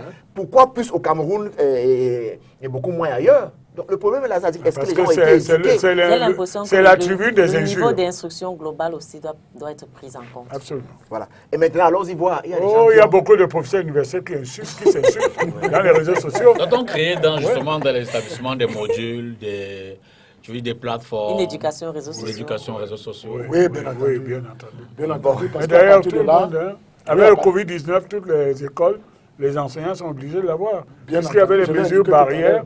il fallait atteindre les élèves, ne pas avoir une année blanche. Donc, oui, et puis comme Charles insiste sur la culture des réseaux sociaux, ça peut être là l'occasion pour enseigner les limites.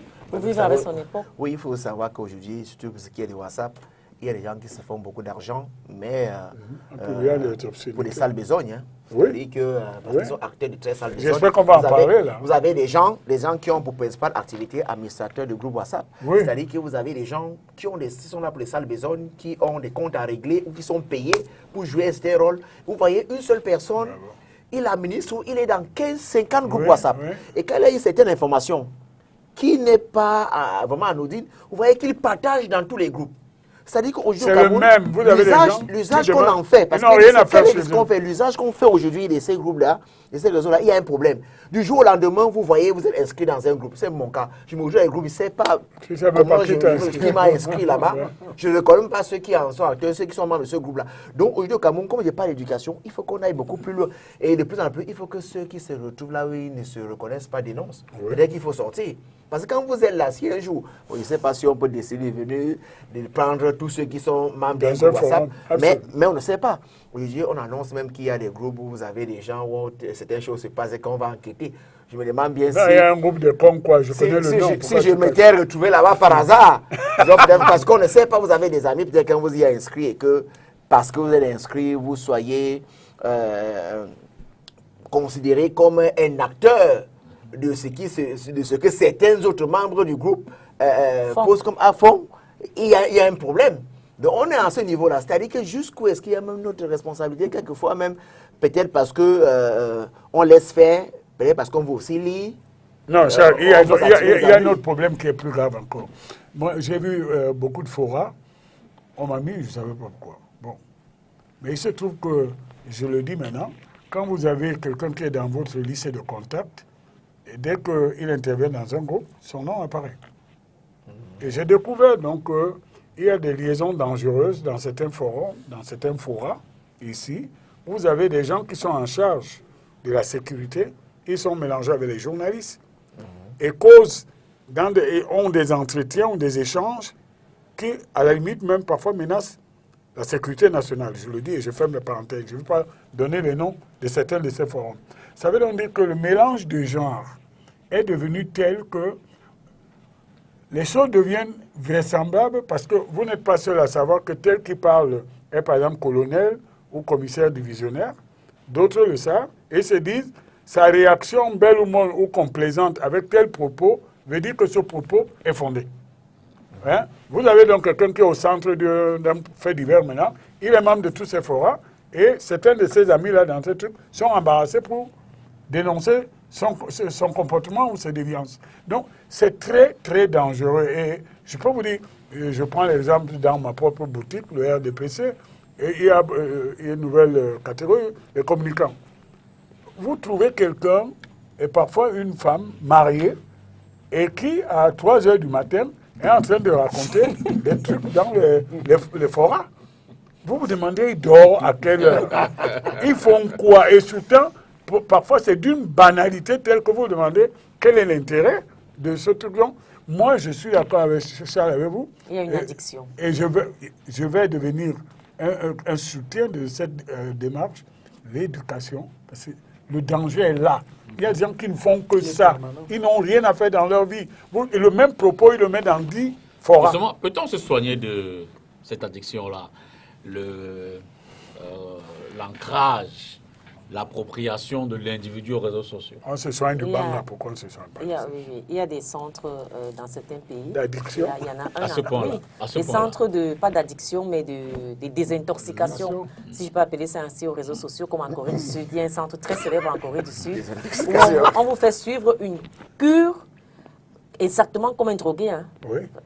Maintenant, la question est celle de savoir à partir de quel moment est-ce qu'on peut estimer qu'on est addict voilà, à un réseau social ou aux réseaux sociaux.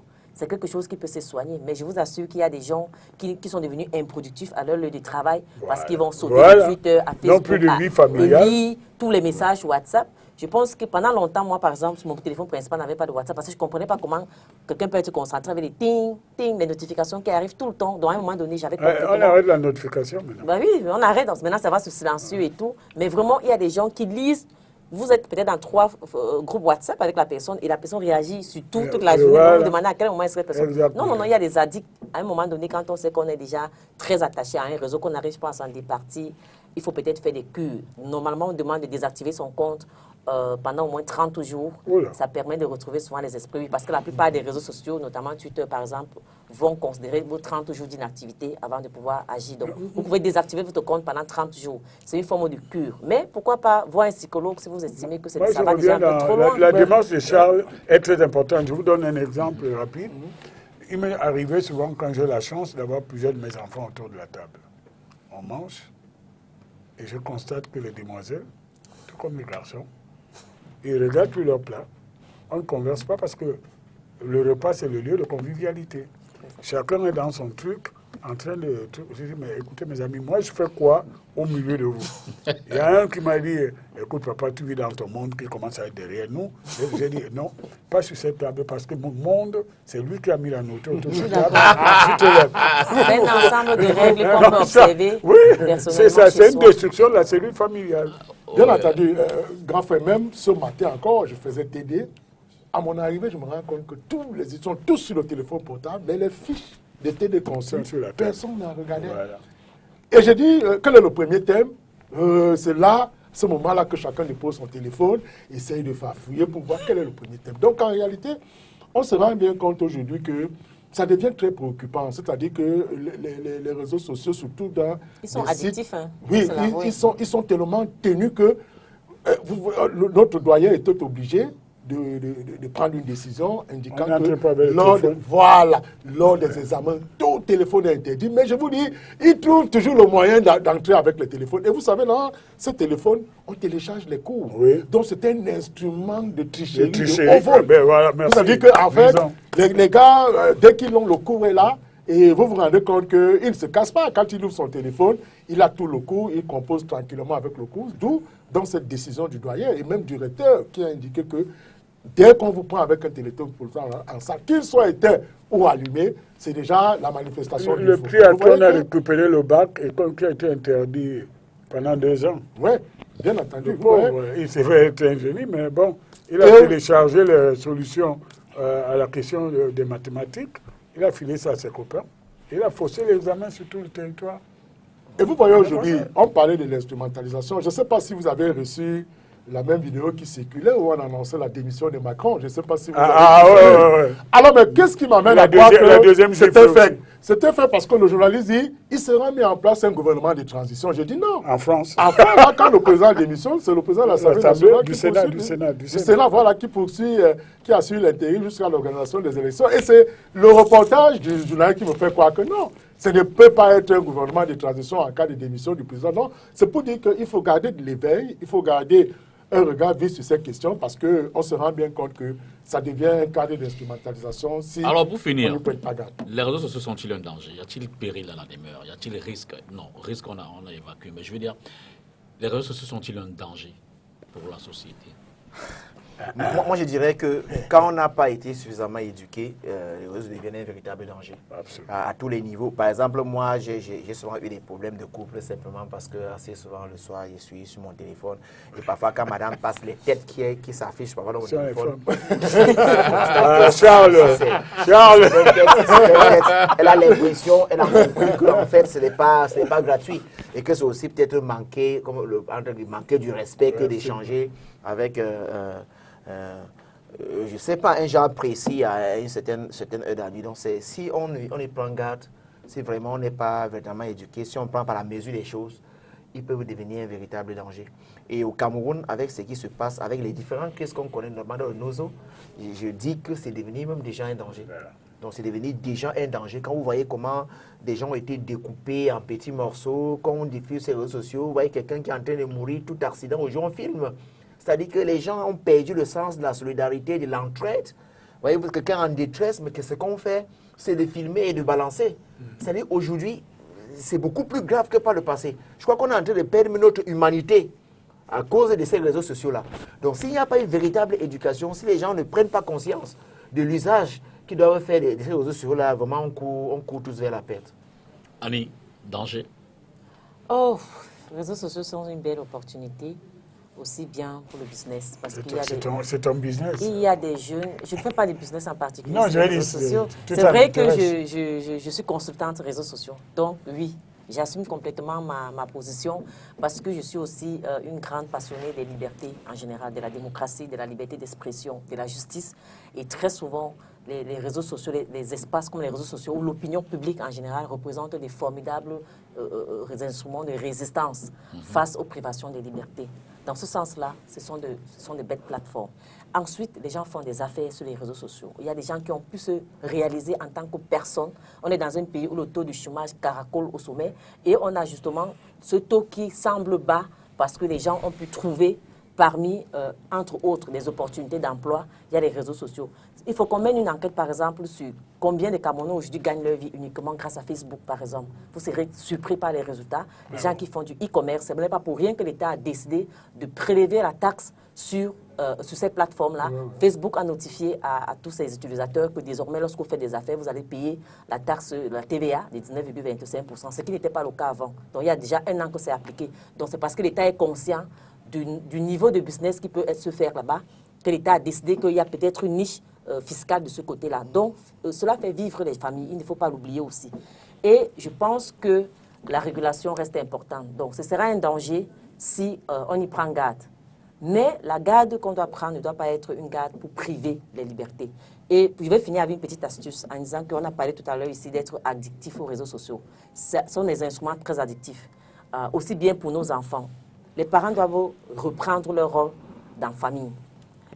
Montrer à nos enfants que tout ce qu'ils voient sur les réseaux sociaux ne reflète pas forcément la réalité de la vie et que pour atteindre parfois les niveaux qu'ils peuvent observer là-bas, il faut qu'ils travaillent, qu'ils prennent du temps de se construire. C'est important. Et si on estime qu'on est addictif, par exemple, on peut se désabonner, je vous l'ai dit, vous désactivez vos comptes sur les réseaux sociaux pendant 30 jours. C'est normalement la limite. Si vous le faites pour 5 ou 6 jours, ça n'aura pas d'impact pendant 30 jours. Ensuite, vous trouvez des activités alternatives le matin.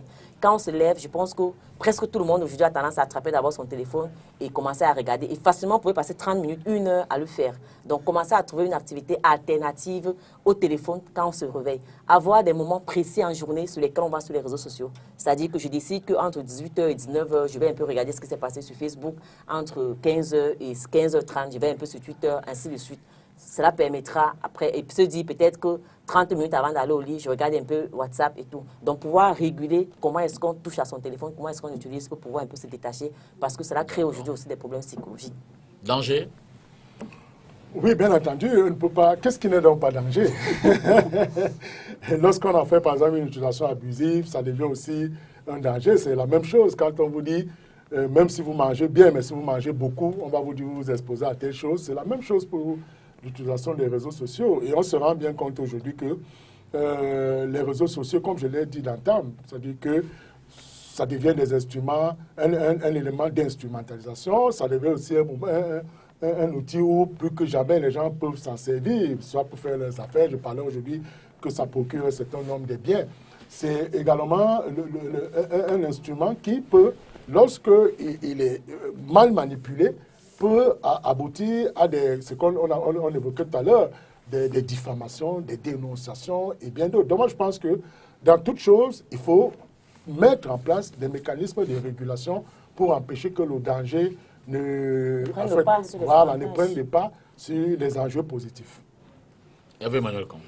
Écoutez, moi je suis Dernière prise de parole. Je suis de l'école, il n'y a pas de liberté sans responsabilité. C'est pas parce qu'on est libre de boire qu'on a le droit de saouler. C'est pas parce qu'on est libre de conduire une voiture qu'on doit supprimer le permis de conduire. C'est pas parce que... Donc les libertés, oui. Mais je pense que comme nouvel instrument de convivialité et tout, il faut s'assurer que ça ne devienne pas, ça ne soit pas utilisé contre la démocratie, contre l'ordre public. Et je ne crois pas, pour l'instant, que ce soit des raisons même économiques qui permettent à ce qu'on dise oui. Bon, c'est discutable, on aura un débat là-dessus. Il faut qu'on apporte quand même, par rapport à certaines affirmations, des chiffres probants. Par exemple, que ça crée, ça participe au produit intérieur brut, à la croissance. Je ne crois pas au Cameroun. Mais je connais les effets. Je connais actuellement les effets de la désinformation, des troubles à l'ordre public et de la transgression de la loi qui doivent être encadrés et régulés. Et je dis, pour protéger la jeunesse, l'enfance, nous devons faire très attention. Donc, toute nouvelle technologie est quelque chose qu'on doit maîtriser. Et dire qu'on doit réguler n'est pas être contre la liberté. Vous comprenez? Donc, c'est un instrument qui peut être positif pour joindre les uns les autres, les familles. Moi, j'ai une famille qui vit en Europe, aux États-Unis, ici. C'est un instrument pour nous joindre, n'est-ce pas?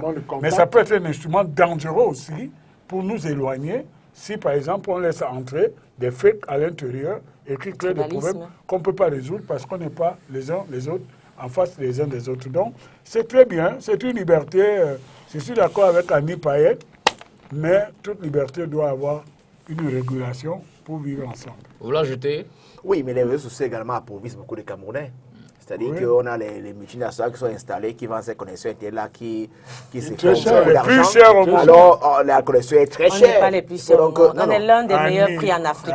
Ça, je peux l'affirmer avec toute la garantie. La qualité. Quand j'ai dit qu'Annie défendait ça, on a l'un des meilleurs prix en termes d'Internet par rapport aux pays comparatifs. Je dis la qualité, elle est mauvaise.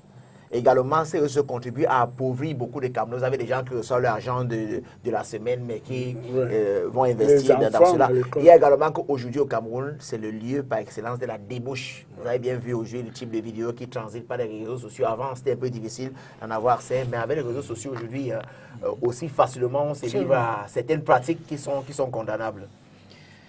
Annie Payet, les pères, Charles Gafonga, Hervé Emmanuel Combe, Ambroise Somba, je voudrais vous dire merci d'être venu évidemment enrichir la lanterne de nos téléspectateurs sur la problématique qui est en débat ce soir.